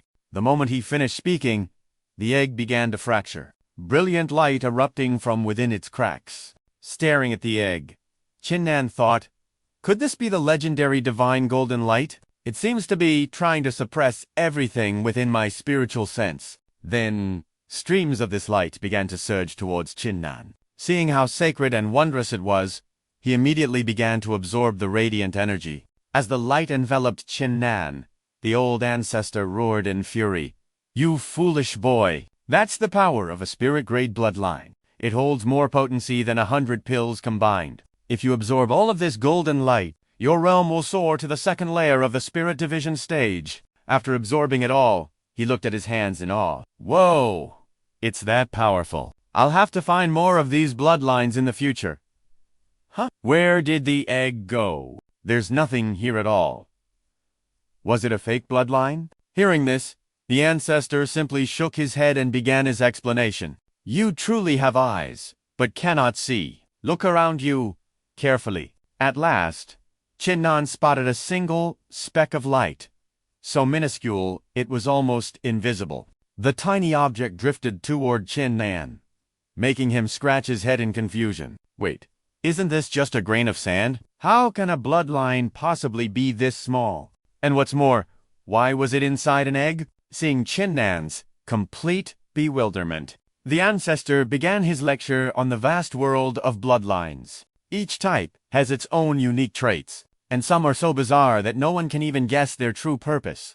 That's just the way of the world. Don't you possess the Great Bloodline Atlas Volume 6? Take it out, and you'll have your answer. Following his master's advice, Qin Nan produced a scroll and began to search. He pointed to a page and read the name aloud. A grain of sand. What an incredibly ordinary name. The ancestor stroked his beard, asking with an air of wisdom, so, what are its effects? Qin Nan looked at the scroll and explained, although it appears to be a grain of sand, it is, in fact, its own independent space.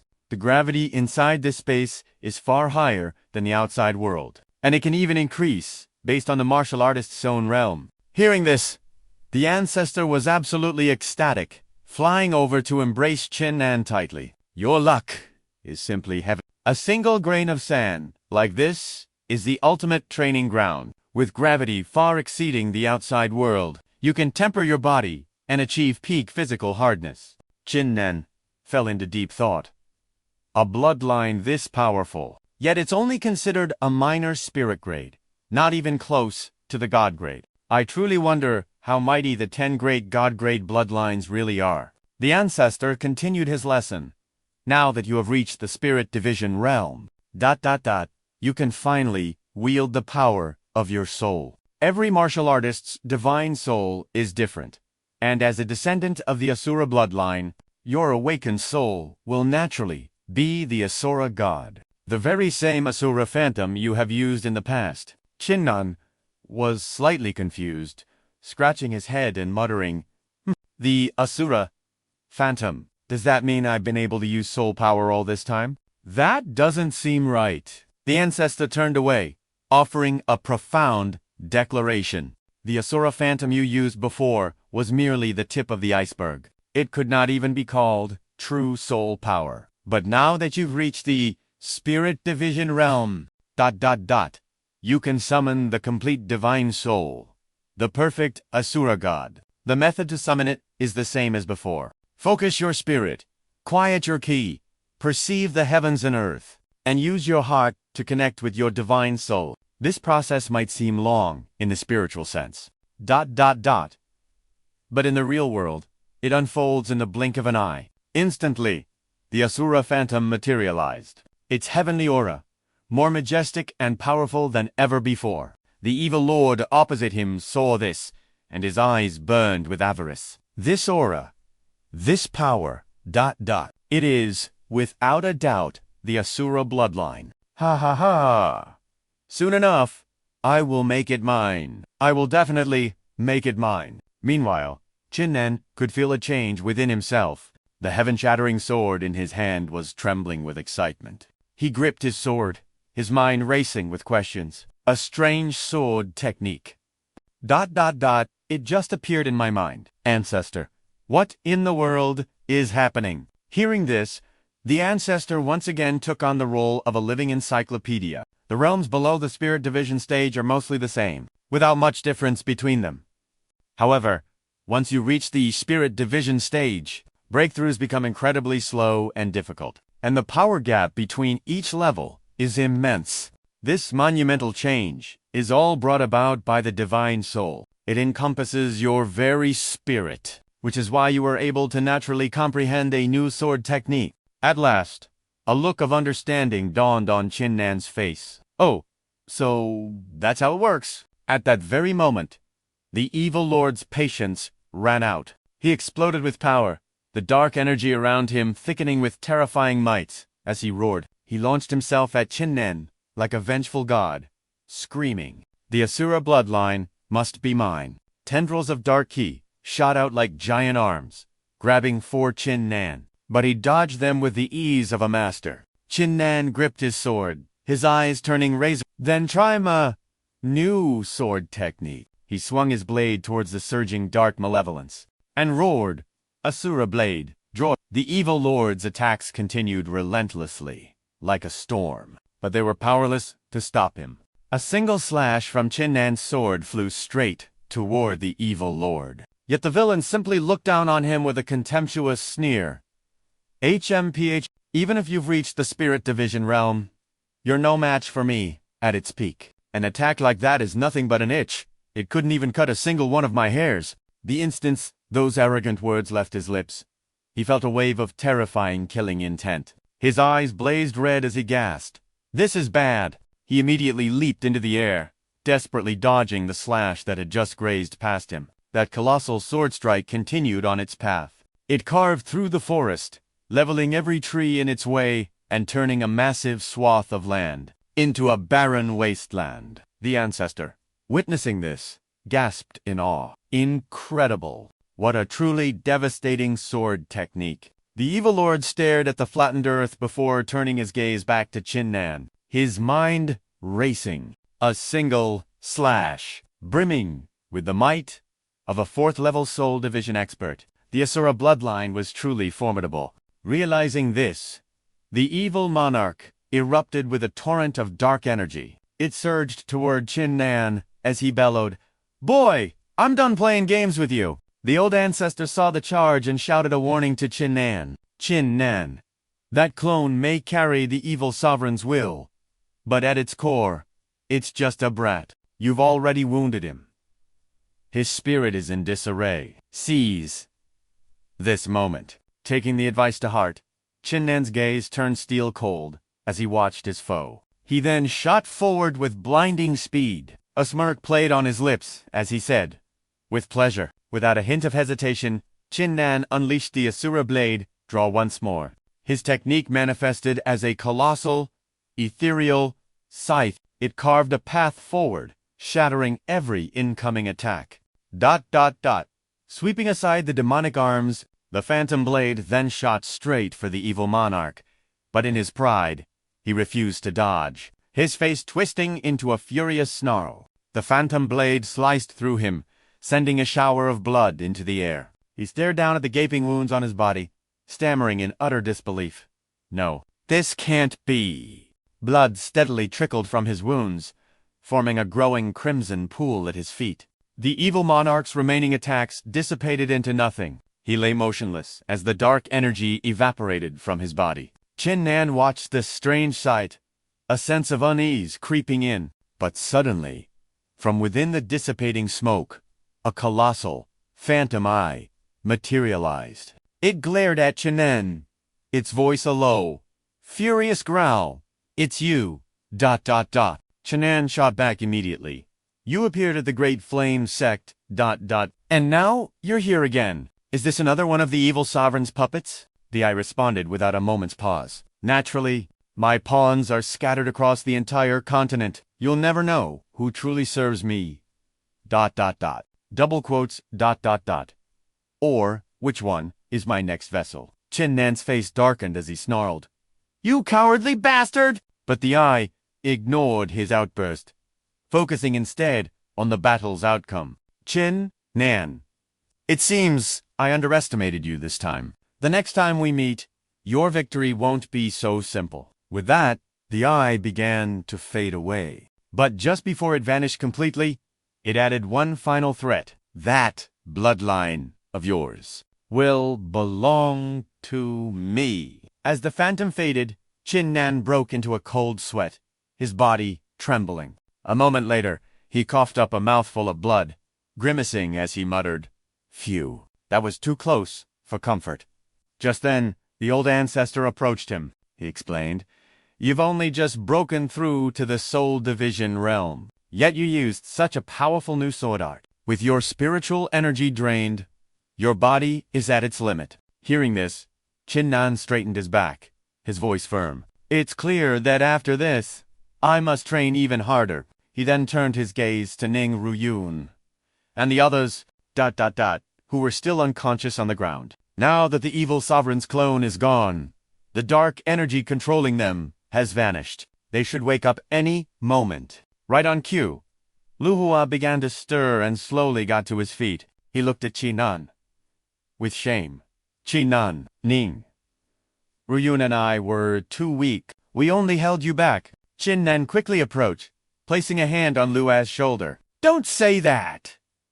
Without the two of you, I never would have stood a chance against the evil monarch." He then held out his hand, revealing a pill that glowed with a faint golden light. "Here," Qin Nan said. "This is a bronze wound pill. Use this to treat your injuries." Qin Nan then gently lifted Ning Ruyun into his arms. "Her injuries are severe. We need to get her back to the Dazhou capital immediately." He gazed down at the injured Ning Ruyun, his heart aching as he whispered softly, "Ruyun, let's go home."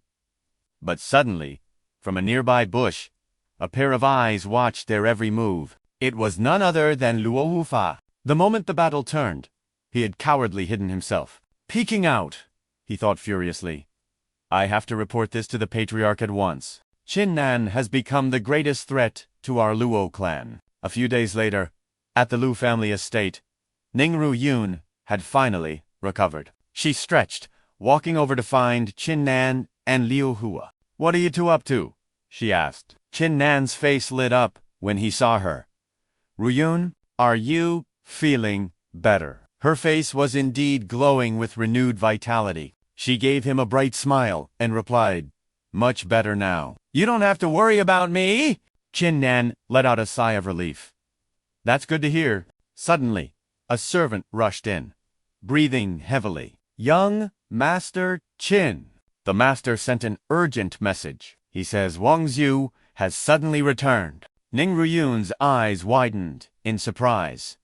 Wang Zhu, but didn't he vanish just before the evil monarch attacked? Why would he show up again now? Qin Nan's voice grew grave. "I've been pondering that exact question. Wang Zhu disappears without a trace, and moments later, the evil monarch knows our precise location. This is all too strange." After hearing Qin Nan lay out the facts, Lu Hua's face flushed with anger, and he declared with certainty, "There's no doubt about it. Wang Zhu told the evil monarch where to find us. That bastard clearly betrayed us." Qin Nan suddenly shot to his feet, a dark look on his face. "Fine. His timing is perfect. Old scores and new betrayals. I'll settle them all in one go." His expression was grim as he thought. "Before, I was no match for Wang Zhu. But now, I've reached the Soul Division realm. He is no longer a threat to me and those children he captured. It's time to bring them home." With that, he set off straight for the imperial palace. Inside, Wang Zu stood before the emperor and Qiang Wan. He bowed deeply, his voice dripping with false sincerity. Your Majesty, on my recent expedition to the spirit ruins, this servant, made a monumental discovery. A way to extend the effects of the longevity pill. I have just refined this new version. Please, accept it, Your Majesty. He then presented a small bowl containing a single pill. Upon seeing the legendary elixir, the emperor's eyes widened with desire. He immediately rose from his throne to help Wang Zu up personally. Excellent! With a loyal subject like you, my dream of eternal life is within reach. Dazhou is destined for prosperity. For your meritorious service in the spirit ruins, and for refining this longevity pill, we hereby appoint you as Grand Preceptor, with authority second only to our own. Wang Zu was ecstatic and immediately fell to his knees. This servant thanks your Majesty. Inwardly, however, he was gloating with this much power. I can finally capture all the young boys and girls I need to refine the true longevity pill. Seeing Wang Zu's smug expression, Qiang Wan was filled with rage. She could only let out a cold snort. Marching up to Wang Zu, she declared, Hey, don't you dare think for a second that I don't know you betrayed us? Hearing this, Wang Zu's face darkened. So what if it is? He sneered. I'm merely acting in my own... Whether the first, live or die, has nothing to do with any of you. And I have Qin Nan to thank for revealing the true potential of mutated spirit beasts. Their essence has been perfected into my longevity elixir. Besides, His Majesty will surely support my quest to find more of them. Qionyuan's expression grew grim. She knew she couldn't let Wang Zu bewitch her father any longer. The great Zhou nation's treasury couldn't be wasted like this. If this alchemy continued, the kingdom would soon be ruined. She immediately clasped her hands and addressed the emperor. Your child wishes to recommend someone to you, father. Someone who performed a great service in the spirit ruins and deserves a grand reward. The emperor's curiosity was piqued. Oh, and who might that be? Qionyuan replied. It is someone you have met before, father. His name is Qin Nan. Without his help, we would have never escaped the spirit ruins. Let alone bring back its precious resources for our kingdom. Wang Zu scoffed, his voice dripping with contempt. How utterly ridiculous. What service did Qin Nan perform? All he did was unleash the evil venerable upon the world. Dying 10,000 times over wouldn't be enough to atone for his sins. And you want him rewarded for that? The emperor shot to his feet. What? The evil venerable has returned. The same one from over 10,000 years ago. Wang Zu confirmed. Indeed. At first, the princess and I were exploring the ruins smoothly. But the moment Qin Nan appeared, double quotes, ... a clone of the evil venerable manifested as well. If Qin Nan didn't summon him, who did? He must be punished severely. Being torn apart by 5 horses would be too light a sentence. A smug look crossed his face as he thought to himself. Asterisk, if the emperor learns of Qin Nan's alchemy skills and true power, my position will be in jeopardy. Asterisk, as long as I eliminate Qin Nan, no one in this kingdom can challenge my title as the royal alchemist. The emperor pointed a commanding finger. Guards, go and capture Qin Nan. I must interrogate him myself. Qionyuan pleaded in panic. Father, don't listen to Wang Zu's lies. Please, don't believe him. But the emperor brushed her aside. My mind is made up. Now bring Qin Nan to me. At once. Wang Zu sneered inwardly. Asterisk. HMPH. Qin Nan. Even if you could defeat the evil venerable's clone, you are still powerless against the might of the great Zhou nation. Asterisk. Just then, Qin Nan, who had been listening from outside, strode in. An overwhelming aura surrounded him as he spoke. There's no need for your Majesty to trouble yourself. I am here. Wang Zu sneered. Qin Nan, you have some nerve. The Imperial Guard didn't even have to summon you. You've come to confess your crimes on your own. Qiang Yuan rushed to his side. Qin Nan, quickly, explain to my father. The evil venerable's appearance in the ruins had nothing to do with you. You did nothing wrong. You should be the one receiving a reward. Qin Nan simply replied, there's no need. Why waste time on such trivial matters? He then added, let's not overcomplicate this. A fight will solve everything. Without another word, a fireball erupted in his palm. He lunged towards the still-stunned Wang Zhu. Seeing Qin Nan's attack, Wang Shu's face went pale with fright. You, what do you think you're doing? Do you dare cause a scene in this sacred place? But Qin Nan paid him no mind, continuing his charge at blinding speed. Sweat poured down Wang Shu's face like rain. In the next instant, Qin Nan was upon him. With one hand, he seized the traitor's throat, lifting him as if he weighed nothing. Wang Zhu choked out, Let go! His face was rapidly losing all color. Seeing his favorite nephew about to suffocate, the old emperor roared, Qin Nan, you have a death wish. This is the Golden Palace. Do you dare to rebel here? Garf! As soon as the emperor's words fell, a squad of soldiers with sharp spears stormed in from outside. While still holding Wang Zhu by the neck, Qin Nan unleashed a palm strike with his free hand. The charging soldiers were sent flying backwards, crying out in pain. After dispatching the guards, Qin Nan turned to the emperor. Your Majesty, please, calm yourself. Allow me a few words with Wang Zhu. It won't be too late to sentence me afterwards. Witnessing Qin Nan's immense power, the emperor's anger vanished. Replaced by fear as he nodded frantically. Ah, yes, of course. Qin Nan then fixed his gaze on Wang Zhu. I'll give you the time it takes for 3 incense sticks to burn. Either I crush your throat right here, or you publicly confess to kidnapping young boys and girls for your alchemy. If you tell me everything, I might consider sparing your life. Cold sweat beaded on Wang Shu's forehead. Seeing his expression, Qin Nan smirked. I forgot you can't speak right now. If you agree to my terms, just blink. Hearing this, Wang Zhu nodded and blinked frantically. Seeing his goal achieved, Qin Nan released his grip. The moment he was free, Wang Zhu clutched his throat, gasping for air. Once he calmed down, he looked up at Qin Nan, thinking, if I use my full power, I might be able to escape. The only option now is to run. If I can't control the great Zhou nation, I'll find another. After all, what ruler can resist the temptation?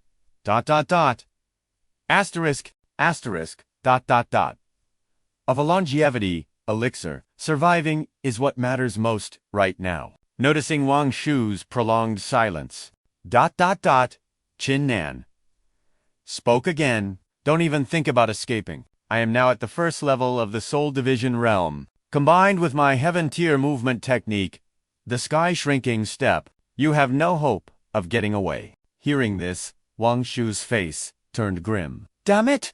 He thought furiously. He saw right through my plan. The heavens themselves want me dead. Seeing Wang Shu's despair, Qin Nan grinned. Start talking. It's the only way you'll keep your life. Defeated, Wang Zhu reluctantly agreed. Fine, Fine, I'll confess. To become the Prime Minister, second only to one and above all others, only to have it all turn to dust within a single day. This must be fate. He laughed bitterly. He then led the old Emperor Qin Yuan and Qin Nan to a colossal door. Pointing, Wang Zhu stammered, It's in here. I trapped all the young boys and girls inside this illusion formation. Hearing that, Qin Nan roared, Then what are you waiting for? Open it now! Startled by his shout, Wang Zhu obeyed instantly. Yes, I'll open it right away. He then stepped forward towards the giant door. He began to activate the formation. Intricate patterns of light appeared across its surface. When the ethereal smoke cleared, he let out a sigh. It's done. you'll find them inside. Stepping through the doorway, they were met with a horrifying sight. Dozens of children were locked inside iron cages, their desperate cries echoing in the darkness. The emperor himself recoiled in shock, crying out, What is this?" An eerie mist suddenly enveloped every single iron cage. Qin Nan, stunned, demanded, "Wang Zu, what have you done?" He hastily replied, "Some time ago, I happened upon a special recipe for the longevity pill." The text was clear. To craft a longevity pill of the highest quality, one must harvest the pure spiritual essence of a virgin boy and girl. The emperor's face contorted in rage. "You dare," he roared. "So the longevity pills you refined for me were nothing but dregs, while you kept the true treasures for yourself." Terrified, Wang Zu scrambled to explain, No, this was merely an experiment. If this trial proves successful, then I can naturally forge an even greater longevity pill to offer you, your majesty." At those words, the emperor's gaze shifted to the children. "A greater pill, you say? How many more boys and girls will your experiment require?" Hearing the emperor's question, a treacherous smile crept across Wang Shu's face. He shot a smug glance at Qin Nan, thinking, "It seems His Majesty's thirst for immortality is absolute. He's agreed to let me use children as ingredients." "Qin Nan, let's see you. Stop me now. Even if you're powerful, you can't defy the entire Dezhou Empire." With that thought, Wang Zu cupped his hands and bowed deeply before the emperor. He answered hastily, "Your Majesty, it's not many. A mere 10,000 will suffice." Standing beside them, Qin Nan erupted in absolute fury. "The lives of 10,000 children, and you dare call that not many?" She then spun to face the emperor, her voice ringing with rage. "Father, Wang Zu is less than a beast. He treats human lives like dirt. You absolutely must not listen to his poison." Hearing his daughter's words, the emperor roared in fury.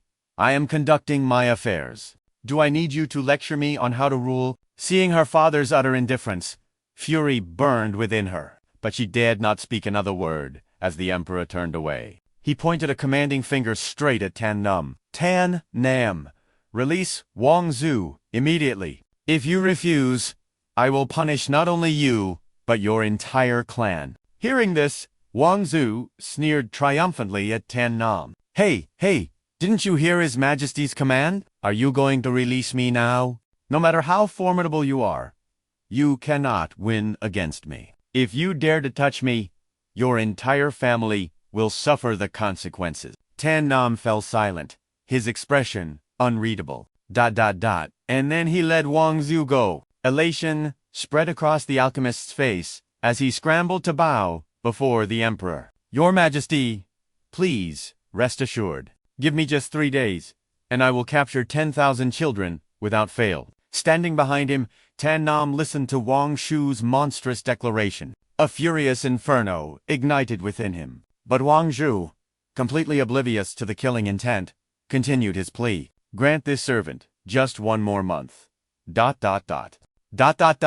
And I will absolutely refine a true longevity pill." Internally, he cackled with glee. Hey, once the pill is successfully refined, I'll take it and escape to Only a complete fool would actually hand it over to this old emperor. He then turned back around, casting a look of utter disdain at Qin Nan. He sneered, "Qin Nan, are you still here? Scram! If you dare disturb His Majesty any further, the punishment will be more than you can bear." After Wang Shu's taunts, Qin Nan's face became an icy mask. "I gave you a chance," he said, his voice deathly calm. Seeing the murderous intent burning in Qin Nan's eyes, Wang Shu's face went pale with terror. What are you trying to do?" Qin Nan drew his blade. "If you insist on acting like a monster, then allow me to put you down." He raised the Fentian sword, his voice booming like thunder. "In the name of the Asura path, I will purge this world of every last beast." As the words left his lips, Qin Nan unleashed a devastating wave of sword energy. It shot directly toward the frozen Wang Zu, and a spray of crimson filled the air. Instantly, his existence was erased from the world. With no time for even a final scream, the emperor was completely stunned. He scrambled back, shrieking, "Tan Nam! Tan Nam! You audacious traitor! You dared to kill someone right before my eyes. To kill the Grand Priest of Dazhou! Guards! Guards! Seize Tan Nam! I want him dismembered by 5 horses, subjected to a death by 1,000 cuts." But Qin Nan immediately stepped forward to defend him. Royal Father Wang Zhu deserved to die 10,000 times over. What crime has Tan Nam committed? The emperor's face contorted with rage. "You rebellious daughter! How dare you defend this treasonous dog! Guards, seize this traitorous daughter as well, and throw her into the great prison. She will never see freedom again." At the emperor's command, a squad of royal guards swarmed into the hall. They pointed their blades toward Qin Nan, saying, "Your Highness, the princess, please do not resist. Please don't make this difficult for us." Meanwhile, the old emperor had collapsed, crawling tremulously toward Wang Shu's body, muttering endlessly, "My longevity pill, my ... longevity pill." Seeing this pathetic sight, a wave of profound sadness washed over Qin Nan. "Father, how did you ever become this shell of a man?" With no other choice, the guards charged toward Qin Nan. "Princess, please forgive our Seeing these gods who failed to recognize true power, Tan Nam instantly moved to shield her, his voice a thunderous roar. "Let's see who dares take another step." The sight of him brandishing the Fentian sword, radiating an overwhelming aura, caused the guards to break out in a cold sweat, frozen in place. In that tense silence, Kuan Yuan's voice rang out. "His Majesty has been utterly bewitched by Wang Zhu. He no longer cares for the empire, obsessed only with immortality." Dezhou withers by the day. If this continues, our nation's doom is not far away. If any of you truly care for this country, then do not stand in my way." Her words struck a chord, leaving the soldiers hesitant and deeply conflicted. Hearing the princess's words gave them the justification they needed. One by one, they lowered their weapons. Qin Nan then declared, "Your loyalty here today will be remembered and handsomely rewarded in the future." Seeing this blatant mutiny, the emperor collapsed to the floor in a fit of rage, pointing a trembling finger. You all dare to rebel. Pick up your weapons and seize these 2 traitors immediately." But seeing that the old emperor was still lost in his delusion, Qin Nan slowly advanced. "Your Majesty, you have been consumed by your obsession with immortality. You are no longer fit to hold the title of emperor for the sake of the empire. This child can only ask that you abdicate the throne." The moment the words left her lips, the old emperor's face twisted in absolute terror. He pointed a trembling finger at her. You dare to commit treason? You traitorous spawn." Seeing the old man's futile resistance, Qin Yuan's voice boomed with authority. "I implore your Majesty to abdicate." Tan Nam watched from the side, a thought crossing his mind. I have never seen Qin Nan with such resolve. It seems her father has finally disappointed her beyond measure, and she is now fully prepared to assume the throne herself. Qin Nan also fell to his knees, his voice booming, "Your Majesty, I implore you to abdicate." Just then, the sound of footsteps approached. The soldiers tensed, spinning around to face the newcomer. One of them gasped, "Isn't that Grandmaster Leng Dao? He has come as well." Seeing him, the old emperor cried out in desperation, "Grandmaster Leng Dao, these 2 traitors want to usurp my throne. You must kill them for me. Slay them now." Hearing the emperor's mad demands for blood, Leng Dao glanced at the kneeling figures of Qin Yuan and Qin Nan. Without a word, he too bent the knee, his voice firm. "Your Majesty, please abdicate the throne." Realizing even Leng Dao had sided against him, The emperor was so consumed by rage that he coughed up a mouthful of blood. He pointed a trembling finger. You, ... a nest of vipers, you will all suffer a terrible fate. With that final curse, he collapsed, feigning death. Seeing the old emperor finally motionless, Qin Yuan rose with a deep sigh of relief. She then commanded, "Escort my father down, and ensure he is cared for with the utmost diligence." The royal guards obeyed, carrying the emperor away. As the crisis finally subsided, Qin Yuan turned her head, giving Qin Nan one last look. Then, without a shred of hesitation, she turned and departed, leaving Qin Nan and Leng Dao behind. Leng Tao finally spoke. From this day forward, she must carry burdens. ... that she can no longer afford to ignore. Qin Nan closed his eyes and said, "I know. I just pray her heart remains unchanged." Several days later, in a vast square, countless officials had gathered. A royal eunuch unrolled a scroll and announced, "In the 368th year of Da Zhou, the Empress ascends the throne. The new reign shall be known as Kaipin. May the Empress live 10,000 years. Long may she reign." Qin Yuan stood high above, gazing down as the crowd below roared in unison. 10,000 years. 10,000 years. Long live the Empress. Seated on the golden throne, Qin Yuan looked down upon her court and made a silent, solemn vow. "I swear, I will return Dazhou to its glorious peak once more." Watching this from afar, Qin Nan smiled to himself. "Qin Yuan, ... farewell. I hope you carry the weight of this nation in your heart, and that your resolve never wavers." Returning to the Luo residence, Ruo Yun exclaimed in shock, "What are you saying?" "Qin Nan, you intend to go alone?" Qin Nan nodded. "That's right. My primary reason for staying in Dazhou was to increase my own power. But then I needed to rescue my father from the Luo Clan. Now that my strength has grown, the time has come to save him." Ruo Yun immediately declared, "Then I will go with you." Lu Hua pointed to herself and added, "That's right.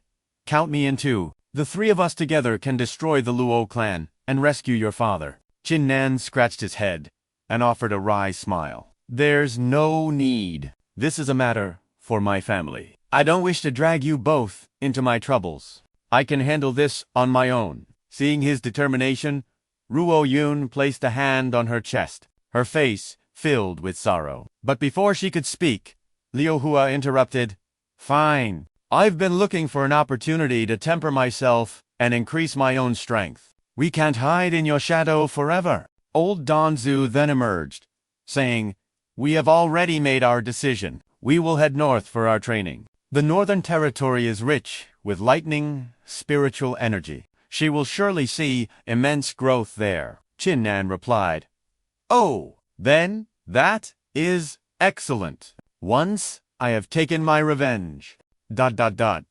We can have a true test of our skills." Ruo Yun's face brightened at his words. "Yes, I will make you my goal, and I swear I will surpass you." He reached out and ruffled her hair. "I know you will." He then turned to Liu Hua, "And what are your intentions?" Liu Hua replied, "Much like Ruo Yun, I will find a place to cultivate. I refuse to be left in your dust forever. After all, I was once the top genius of the Dazhou martial house. It would be humiliating to be so thoroughly outmatched." Hearing this, Qin Nan let out a hearty laugh. "Excellent. Then when we meet again, we shall cross swords." Liu Hua nodded in agreement. "It's a deal. So we part ways here, until the day we reunite. We'll see who is truly the strongest then. And I'm telling you now, it will be me. Yes, we part now, ... only to meet again." And so, the three friends clasped hands, bidding one another farewell. Sometime later, in the Southern Territory's Fulu City, Qin Nan sat quietly in a tavern, sipping tea. Whispers drifted from a nearby table. "Have you heard the news? The Luo Clan's great general, Luo ... led an elite guard into the spirit domain in search of treasure. In the end, only a handful of them made it back alive. A truly terrifying ordeal." "Indeed.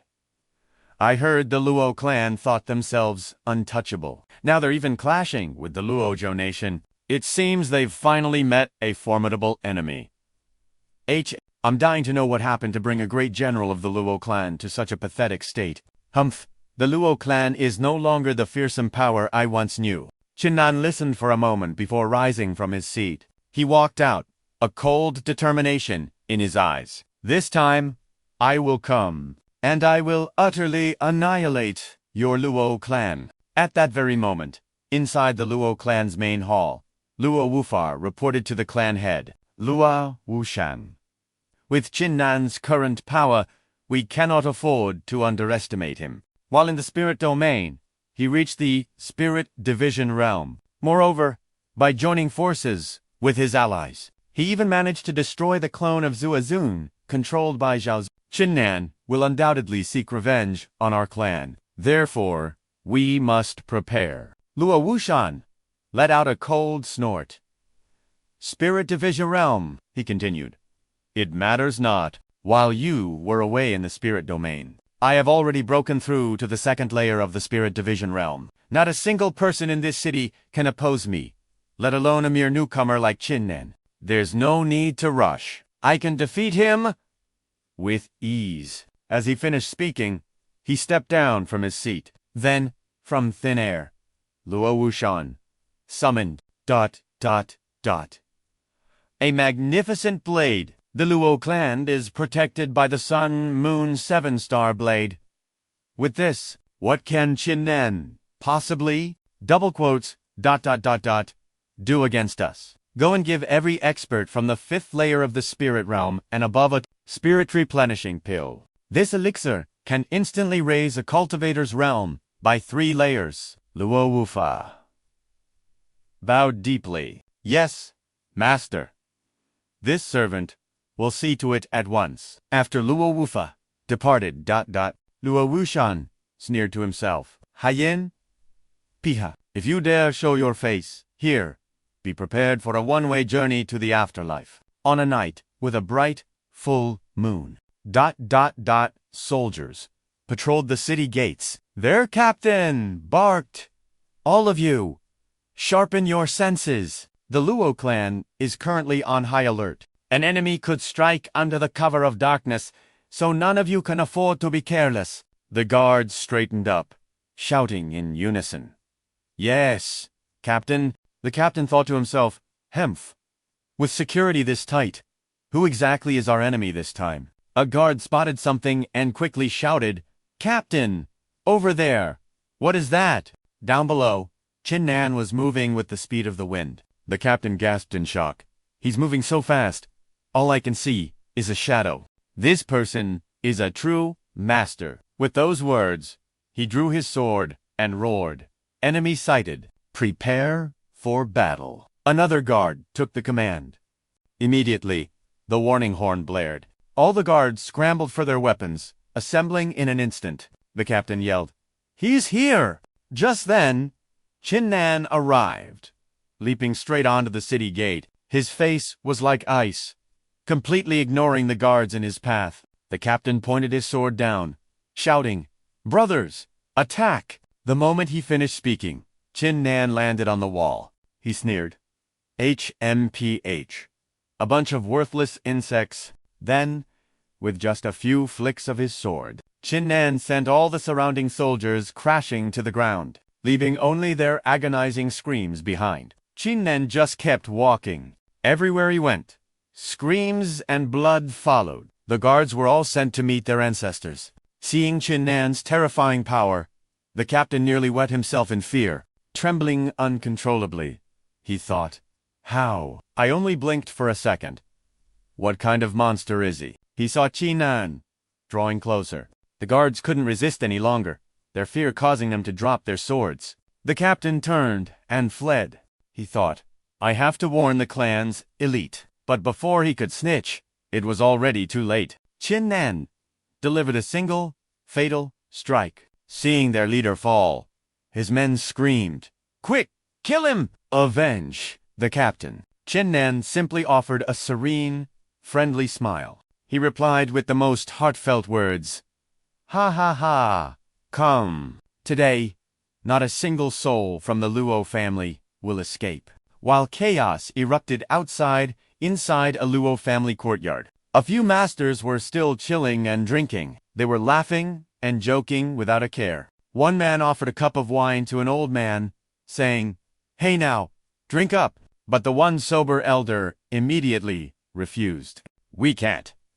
Aren't we supposed to be on high alert? How can we just drink like this?" The other man heard this, clapped him on the shoulder, and laughed heartily. "Ha ha! You're such a coward!" With so many masters gathered here, besides the family head, who in this entire city could possibly be our match? The old man turned to him and hesitated, but before he could finish, the other man cut him off. "But nothing. When you're offered wine, you just drink it. If you don't drink, you're disrespecting all the brothers here." Hearing this, the elder could only sigh, picking up the cup. "Fine, I'll drink."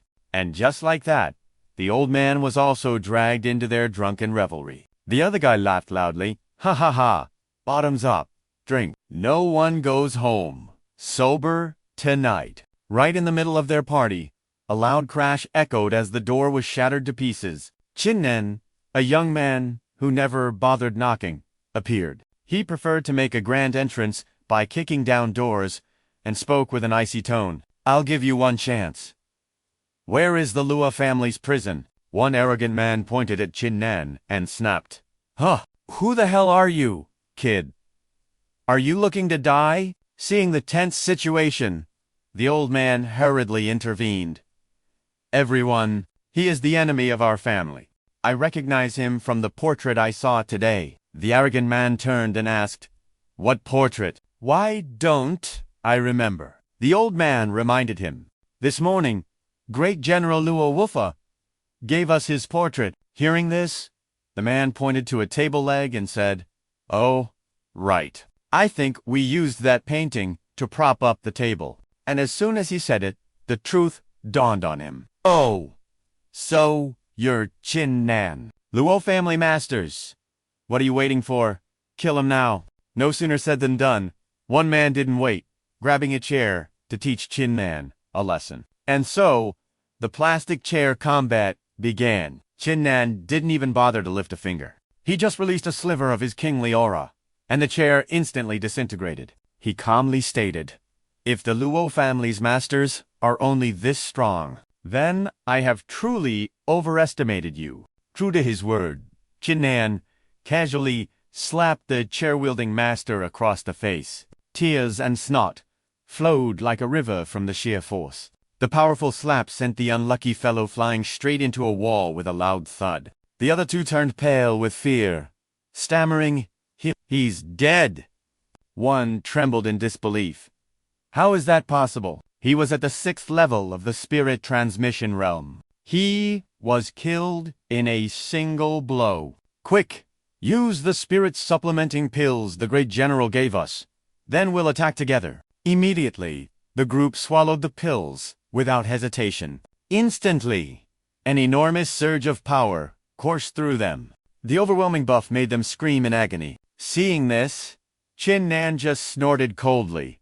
"Spirit supplementing pills. I used to eat those like candy. And now you're using them as your trump card, your ultimate weapon. That's not just funny. It's absolutely pathetic." After powering up, the leader roared, "Everyone, charge!" Qin Nan couldn't be bothered to waste any more time. He unleashed his ultimate technique, Sword Sweep of the 8 Desolations. The so-called masters had just finished their power-up. Before they could even show off, they were swept away by Qin Nan like trash. After dealing with the small fry, he sighed, "I accidentally used too much force, and I didn't even get to ask where the dungeon is. Oh well, I'll just find someone else to ask. Sooner or later, someone will talk." A short while later, inside a prison, 2 guards were startled by strange noises. "Ooh! Ah! Ah!" One who looked like the boss ordered, "You, go outside and see what's happening." The soldier obeyed and hurried off. As he slowly approached the source of the sound, a black shadow suddenly flashed past him like the wind. By the time he could react, thwack, a sword had already logged him out of the server. The remaining guard heard the sound and jumped, spinning around and shouting, Who's there? Qin Nan slowly revealed himself. The sight made the soldier tremble like a leaf. Qin Nan asked calmly, Where is my father? And my clansman. The man's whole body shook as he stumbled back in horror. You're Qin Nan. Seeing this one liked to talk. Qin Nan decided to test the durability of his weapon, but after just a light tap, the soldier's sword shattered into pieces, and then the man himself was pierced through the chest. Qin Nan's patience was wearing thin. He asked again, My father and my clansmen, where are they being held? After taking the blow, the soldier seemed to go mad. So that's how it is. A chilling laugh echoed. Your father isn't here anymore. Your clansmen are gone. Too, they're all long dead. You're too late. You're much too late. Seeing this insolence, Qin Nan shot him a look as sharp as a razor's edge. Without another word, he lunged forward, his sword slashing across the man's waist. Before the jailer could even scream, blood sprayed through the air. Another life extinguished. Qin Nan didn't hesitate, immediately rushing deeper into the prison, shouting, Father! Qin Nan scanned the prison cells, calling out desperately, Father! Suddenly, a voice drifted from a nearby cell. Are you Qin Nan, son of the Qin clan head? Qin Nan ignored the pleasantries, shattering the chains with a single strike. He stepped inside and declared, I am Qin Nan. Elder, do you know of my father? The old woman quickly replied, Half a month ago, a man was imprisoned in the cell right next to mine. But then he and your other clansmen were taken away by them. Qin Nan urgently pressed, Do you know where they were taken? The old woman shook her head. Who could possibly know? Perhaps they were led to the execution grounds, or exiled to the border as slaves, or perhaps thrown to the outskirts to feed spirit beasts. If Luo Wushan wants them dead, does it truly matter where he sends them? Hearing this, Qin Nan ground his teeth in pure fury. That bastard deserves to die. He slammed his fist into a wooden pillar, the wood groaning under the impact. An idea formed in his mind. There's only one way now. I'll storm the Luo Clan's main courtyard and confront Luo Wushan myself. With his decision made, Qin Nan walked over to the dead jailer's body. He used his sword to lift the ring of keys and tossed it to the old woman. Here are the keys. You are free. The woman's hands trembled as she took them, thanking him profusely. Thank you. Thank you. I will free the others in here. They are all innocent farmers, unjustly imprisoned by Luo Wu. He turned back and said, Rest assured, soon this place will no longer belong to the Luo clan. Meanwhile, in the main hall of the Luo clan estate, Luo Wuzhu burst in with terrible news. Clan head, we have a huge problem. Those masters. Qin Nan has killed them all, and he's heading straight for our main courtyard. Luo Wushan's expression hardened. HMPH. What was the point of paying those masters? How could they all fall to Qin Nan so quickly? Luo Wufa quickly replied, Clan head, our Luo Clan, has been the unrivaled power in Liyue City for so long. Those masters grew arrogant in their daily lives. It's only natural they would suffer a loss against an opponent like Qin Nan. Luo Wushan's face was as dark as a thundercloud. The blame lies with me for not reminding them. Qin Nan has already reached the first level of the nascent soul realm. If those masters hadn't been so careless, things never would have come to this, but fine.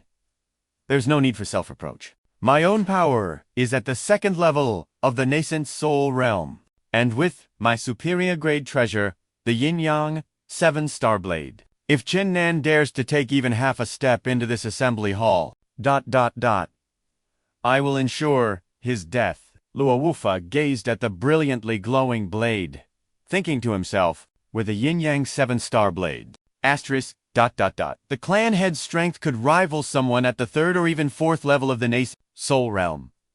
Qin Nan has only just broken through. His foundation is unstable. His defeat is certain. At that moment, Qin Nan had already smashed his way to the doors of the assembly hall. The guard captain roared to his men, "Brothers, behind us is the assembly hall. There is no retreat.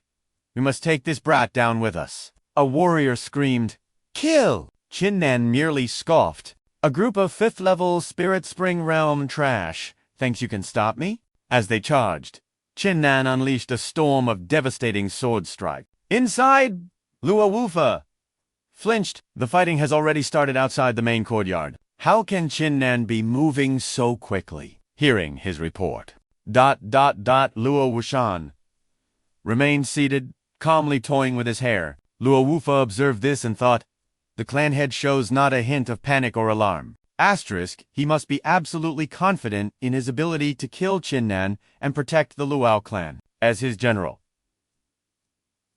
I believe in him.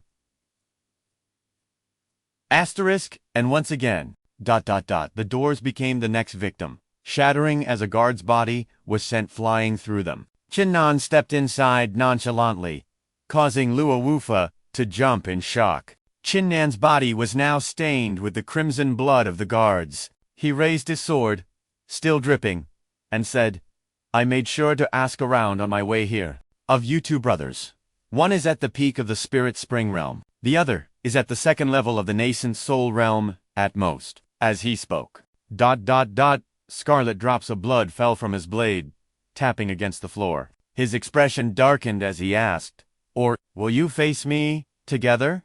Enraged by Qin Nan's taunt, Luo Wufa cursed, "You insolent swine. Let me see if your strength is real or just a bluff." With a final word, he raised his spear and roared, "Flaming Wave 3, Immortal's Spear." In an instant, countless phantom spearheads shot forward like a raging tide. But Qin Nan just smirked. The fire attribute. That happens to be my specialty. I don't even need to switch to my water attribute to crush you. With that, Qin Nan unleashed a single sword strike, and shattered every single one of Luo Wufa's spear phantoms. Seeing his attack destroyed in an instant, Luo Wufa was both furious and terrified. He thought, HMPH.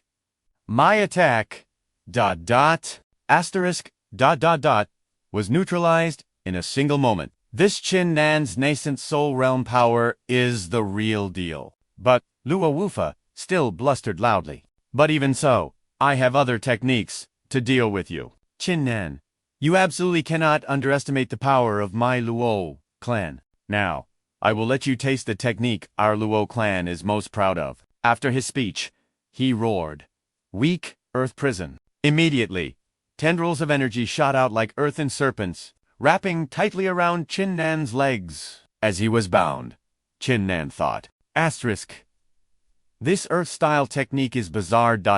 Once it touches you, you can't escape. Seeing his chance, Luo Wufa began to gloat. He pointed a finger straight at Qin Nan and declared, "Qin Nan, I advise you to give up the struggle. The weak earth prison will lock onto your legs, dragging you deeper and deeper until you are completely devoured." Qin Nan looked at Luo Wufa with a deep frown. Then, his power erupted as he unleashed the heaven-devouring tomb. The force of Qin Nan's power caused the swampy land to tremble. Luo Wufa exclaimed in surprise, "Look, the ground is loosening." But when he looked again, he saw Qin Nan sinking deeper. Seeing that Qin Nan couldn't fight back, he laughed like he'd won a grand prize. "Hey, the mud is flowing now.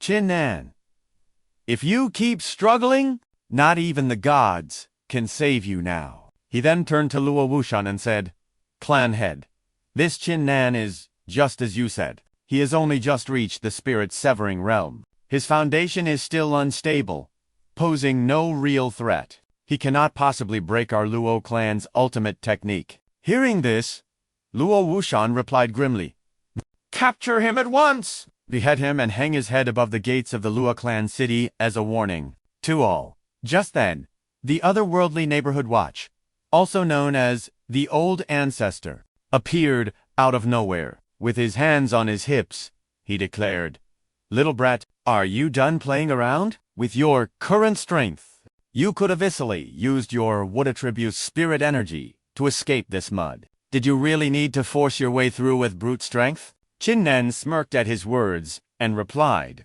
"I just wanted to gauge Luo Wufa's true strength. That's all, and from what I've seen, he is pathetically weak." Seeing Qin Nan staring them down with a mocking smile, Luo Wufa roared in fury, "Qin Nan, you're a dead man walking. What are you smiling about?" Hearing Luo Wufa's outburst, Qin Nan spoke. "What a pity.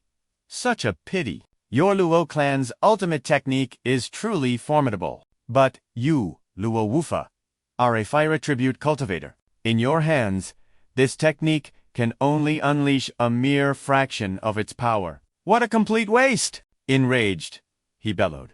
"Even a fraction of its power is more than enough to bind you." Qin Nan's face darkened as he asked, in a low voice, "Is that so? Luo Wufa, where does your confidence come from?" With those words, Qin Nan unleashed his power, summoning the Asura spirit. Luo Wufa saw this and shrieked in terror. Divine soul power. Qin Nan then calmly stepped out of the mire. He instantly shot forward with horrifying speed, seizing Luo Wufa by the neck and lifting him into the air with one hand.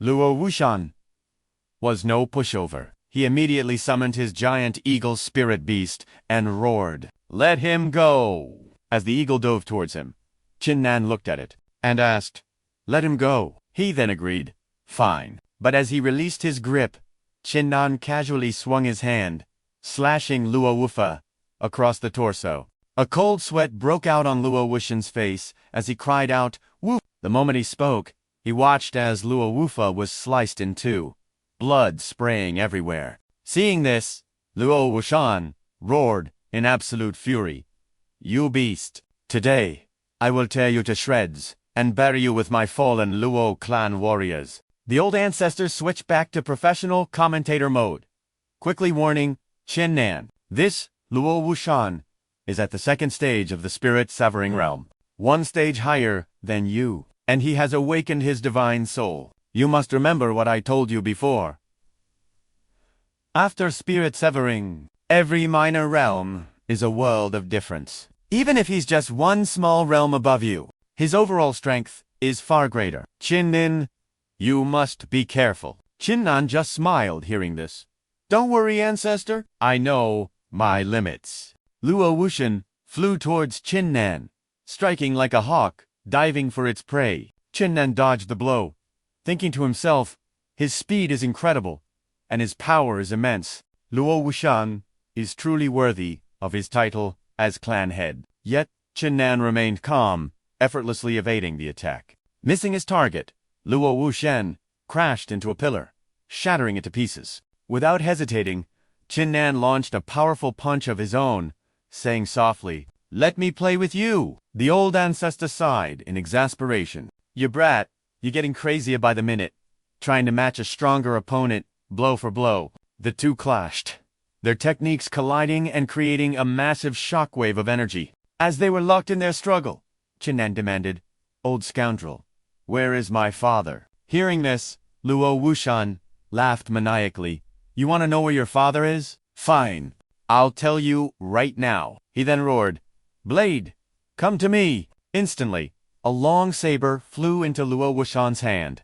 Luo Wushan then charged forward, declaring, "You can meet him after you die." His blade strike seemed to hold immense power, but Qin Nan didn't try to block it. Instead, he sidestepped easily, dodging the attack. Seeing the saber, the old ancestor exclaimed in surprise, "That blade is a true treasure. Just like the two ultimate treasures of the Great Flame Sect, it's a profound great artifact. I wonder what kind of fortune Luo Wushan stumbled upon to acquire such a weapon." Qin Nan thought to himself, "Even though my flowing flame sword and armor were destroyed by that evil sovereign's clone, the heaven-burning sword in my hand is a heaven-grade treasure. Dealing with a mere profound-grade weapon should be child's play, right?" Qin Nan then shouted, "Old scoundrel, I'll give you one last chance.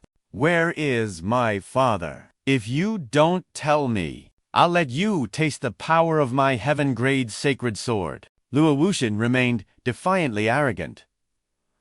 Humph, you dare call that weapon heaven? I told you already. You can see your father when you're dead. The two resumed their fierce battle. This time, Qin Nan spoke up. I had no grudge against your Luo clan. Why did you relentlessly target my Jin clan? Hearing this, Luo Wuxian exploded with rage. You killed both of my sons, and you dare say we have no grudge. Furious, Luo Wuxia swung his blade at Qin Nan again. He leaped back to dodge the attack, then landed and said angrily, Humph. If your two arrogant sons hadn't been manipulated by the evil sovereign, why would I have killed them? Hearing this, Luo Wuxian froze, stunned. He stopped his assault and gasped in disbelief. They were used by the evil sovereign. Qin Nan affirmed with certainty.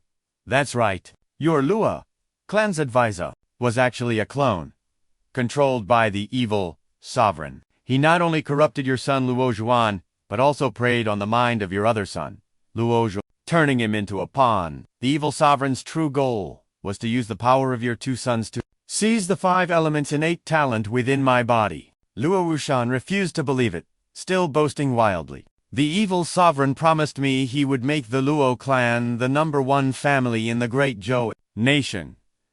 He gave me his word, and even sent Zhao Zuo to assist me. He would never use my sons. Qin Nan tilted his head, staring at Luo Wuxian. Old fool, I don't know whether to hate you or pity you. You've been completely brainwashed by the evil sovereign. He used a clone to control Zhao Zuo, not to help your clan, but to monitor and exploit you. You have been utterly deceived. On the other side, Luo Wuxian still couldn't accept the truth, screaming, Impossible. This can't be. You must be lying to me. You must be lying. He raised his saber high and bellowed, Die! I will avenge my 2 sons. Qin Nan's own anger finally boiled over as he shouted, Old fool, if you insist on remaining blind to the truth, then don't blame me for what comes next. With that, Qin Nan raised his own sword. He roared, Asura! Withdrawal! Slash! The 2 colossal powers collided, unleashing a massive explosion that shook the very foundations of the palace. When the dust finally settled, Luo Wuxian's grand hall lay in ruins. Yet, the 2 rivals stood firm, facing each other down. But then, a trickle of blood escaped Luo Wuxian's lips. Clutching his chest, Luo Wuxian's mind reeled. How could Qin Nan possess such terrifying strength? Qin Nan leveled his sword at the man's throat and demanded, Where is my father? Luo Wuxian just sneered, his arrogance unbroken. I've already told you. The only way you'll see him ... is in death. Herein Luo Wuxian mock him with death yet again. Qin Nan's patience shattered. He exploded forward, roaring, Enough of your damn games, old man. His blade was a blur, stopping inches from Luo Wuxian's throat. The clan head flinched, but didn't move an inch. Instead, a chilling smile spread across his face. Go on, do it, he taunted. I admit, I am no match for you, but you will never learn your father's whereabouts from me. Qin Nan's voice was cold. I know you'd rather die than yield. Then, his eyes shifted to a dark corner where a woman and a child were cowering in fear. But are you willing to sacrifice your wife and child, too? At his words, their terrified eyes met his. Rage and fear warred in Luo Wuxian's expression. A cruel smirk touched Qin Nan's lips as the mind games began. I'm surprised, Luo Wuxian. I didn't think you were capable of having a family. When I carved a path of destruction through your Luo clan, I spared no one. And yet, I let these 2 live. Hearing this, Luo Wuxian's fury boiled over. What are you planning? He bellowed. Seeing the rage, Qin Nan pushed the psychological knife in deeper. Oh. Nothing at all. It's just that once you're gone, their lives will be mine to command. Should I send them to the executioner's block? Or perhaps sell them as slaves on the frontier? Or maybe I'll toss them into the forest to feed the spirit beasts. The threat struck home. Luo Wuxian's face turned black with rage as he lunged forward, screaming, "You dare!" But his wild swing was pure desperation. Qin Nan saw it coming, and with a flick of his wrist, he deflected the blow and drove his sword deep into Luo Wuxian's shoulder, sending blood flying. The saber clattered to the floor. His arm, now a bloody mess, hung uselessly at his side. A raw scream of agony tore from his throat. "Oh!" Seeing his father fall, the young boy wailed, crying out for him. His mother quickly muffled his cries, silent tears streaming down her own face. Qin Nan grabbed the wounded man by the collar, his voice like ice. "I will ask you one last time. Where is my father?" Broken, Luo Wuxian finally confessed, "Your father is in the western regions, territory of the Luo Clan. I sold them all, your entire clan, as slaves to the Luo." The word struck Qin Nan like a physical blow. "Slaves!" he roared. Luo Wuxian's gaze drifted to his own family. "I only hope, that you will grant my family a path to survival." Suddenly, a swirl of white smoke materialized in the ruined hall. The ancestor had arrived. He placed a hand on Qin Nan's shoulder. "Qin Nan, the Luo Clan of the western regions is an ancient evil that has existed for millennia. They treat humans as little more than cattle. No slave sold to them has ever returned alive. They are either worked to death, or worse, eaten alive. Your father and your people. I fear the worst." The ancestor's words were a death sentence. A volcanic rage erupted within Qin Nan. He glared at Luo Wuxian, his eyes burning with pure hatred, and raised his sword high for the final strike. Seeing his fate sealed, Luo Wuxian cowered, trembling uncontrollably. The blade fell in a merciless arc, slicing through Luo Wuxian and painting the walls red. The Luo matron collapsed in despair, crying out, "My lord! My lord!" The terrified child beside her could only scream for his father. The boy's world shattered as he wailed, "Father." Meanwhile, the ancestor calmly picked up Luo Wuxian's fallen saber, carefully wiping the blood from its edge. He held it up to the light admiringly. "A Zhuangra treasure," he mused. "While it's no match for the heaven-burning sword, it is still quite valuable. This will certainly prove useful." Qin Nan nodded in agreement. The ancestor speaks wisely. As Qin Nan took the blade, the ancestor posed another question. "What of Luo Wuxian's wife and son?" Qin Nan's face was unreadable. "Luo Wuxian is dead. The Luo clan has been annihilated by my hand. News of this will reach the Queen of Dazhou soon enough. This territory will naturally be absorbed into the Dazhou kingdom. As for the fate of his wife and child..." He glanced at the terrified pair, his eyes completely devoid of emotion. "What have they to do with me? My only mission now is to go to the western regions and find my father and my people." One day later, the Luo clan estate was a scene of utter desolation. Queen Qiong arrived with her troops, surveying the aftermath. "The Luo clan has finally fallen," she thought. "A great thorn has been removed from Dazhou's side." Qin Nan... What kind of rage drove you to leave no survivors? Suddenly, a soldier called out, "Your Majesty, we've found Luo Wuxian's family." "What are your orders?" Qian turned, a hint of surprise on her face. "Oh, there are survivors." She turned her gaze. She saw the woman and child, trembling with absolute terror. Without a second glance, she turned away, her voice as cold as ice. "Take them away! Execute them!" The soldier bowed deeply. "Yes, Your Majesty." The scene shifts. Qin Nan has now reached the southern region on the border of West Stabilizing Town. Chewing on a dry bun, Qin Nan stared intently at his map. "So this is West Stabilizing Town, the edge of the southern region. From here, I head west into the domain of the Luo Clan." As he walked, his eyes caught a flicker of movement. It was a small beggar girl. But her gaze wasn't on him. Instead, she was staring intently at the bun in his hand. Qin Nan pointed to his food. "Do you want this?" he asked gently. Upon hearing this, the little girl's eyes lit up as she nodded furiously. Without a second thought, Qin Nan pulled out another bun. He crouched down in front of her, holding it out. Here, you can have it. The moment she saw it, the girl snatched the bun from his hand and darted away without a word. Qin Nan stood there, slightly bewildered. Why did she run off like that? He watched as the girl ran to a secluded alleyway. Another small child was waiting there in the shadows. She immediately gave the bun to the boy and said, Here, you eat. Qin Nan glanced around, noticing more destitute figures huddled in the corners. He thought to himself, this border town is not prosperous at all. It's filled with refugees. If only the world had one less tyrant like the former emperor of Daizhou, maybe so many people wouldn't have to suffer like this. An image of Queen Kyongwon then entered his mind. A small smile touched his lips. I hope you prove to be the right choice. Just then, a loud cry echoed through the street. Recruiting mercenaries. Spirit dividing realm and above. 1,000 spirit stones for a single trip. Qin Nan was stunned.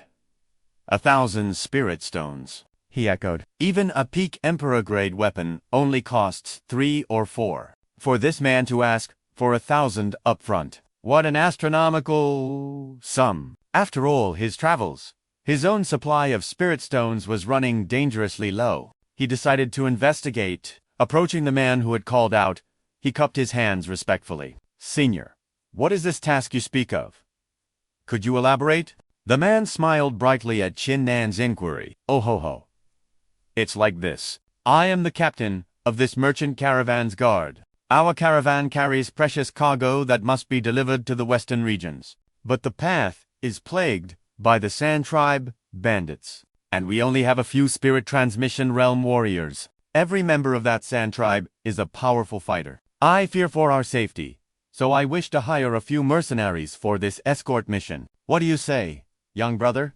Are you interested? A smile touched Qin Nan's lips as he replied, as fate would have it, I'm also headed to the western regions. I can accompany your caravan for a time. The captain laughed heartily.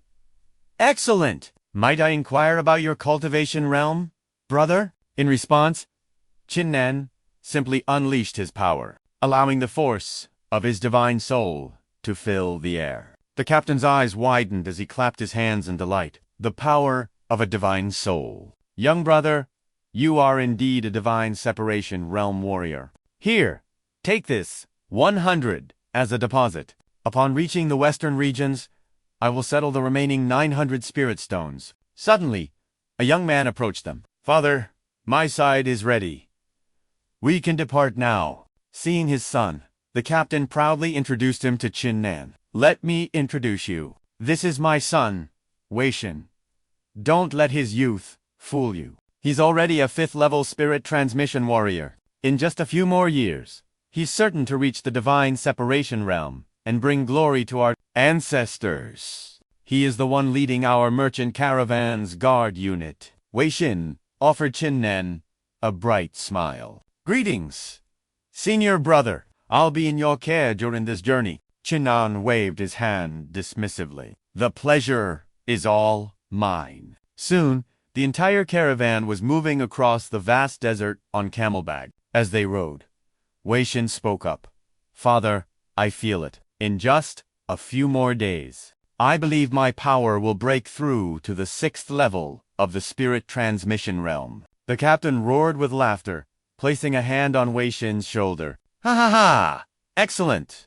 My boy, truly excellent. My son has great talent. The future of our Wei family rests entirely on you. Hearing this, Qin Nan recalled his own father's words from long ago. My son has great talent. The future of our Qin family rests entirely on you. A silent vow formed in Qin Nan's heart. Father, ... I will find you. I swear, I will bring you home. As they traveled, the old captain suddenly pulled his mount to a halt. A warning horn blared, echoing across the dunes. Ahead, a group of riders appeared, their leader roaring. Brothers, charge! Kill them all, and take the cargo. The old captain's face turned grim. Damn it, It's the San Tribe bandits. Everyone, prepare for battle. A bandit drew his bow. An arrow sliced through the air with deadly speed, striking Captain Wei right in the chest. He cried out in agony. Arg! In the next moment, he tumbled from his mount. Father! Father! Wei Shen screamed, rushing to his side. But then, a second arrow flew true, piercing Wei Shen's chest as blood gushed from the wound. Qin Nan finally reacted, leaping from his camel. Damn you all! He roared. Without a moment's hesitation, he charged into the fray, his voice thundering. Sword sweep! Of the 8 desolations, the bandits stood no chance. They were cut down in an instant, only managing a choked gasp before they fell. The lone survivor immediately fell to his knees, kowtowing in the sand. Great warrior, spare my life. Please, hero, spare my life. Qin Nan ignored his pleas, pressing the cold steel of his blade against the man's throat. Who is your leader? The man trembled uncontrollably in fear. He's just ahead. Please, don't kill me! Having learned the leader's whereabouts, Qin Nan showed no mercy. A single, swift strike sent the bandit to the next life. With the minions dealt with, Qin Nan turned back, only to see the lifeless bodies of the Wei father and son, his brow furrowed in a grim line. I will avenge you. Then he raced forward alone. After a short run, Qin Nan skidded to a halt. Down below, in a sandy basin, a lone girl was surrounded by a laughing group of bandits. Ha ha ha.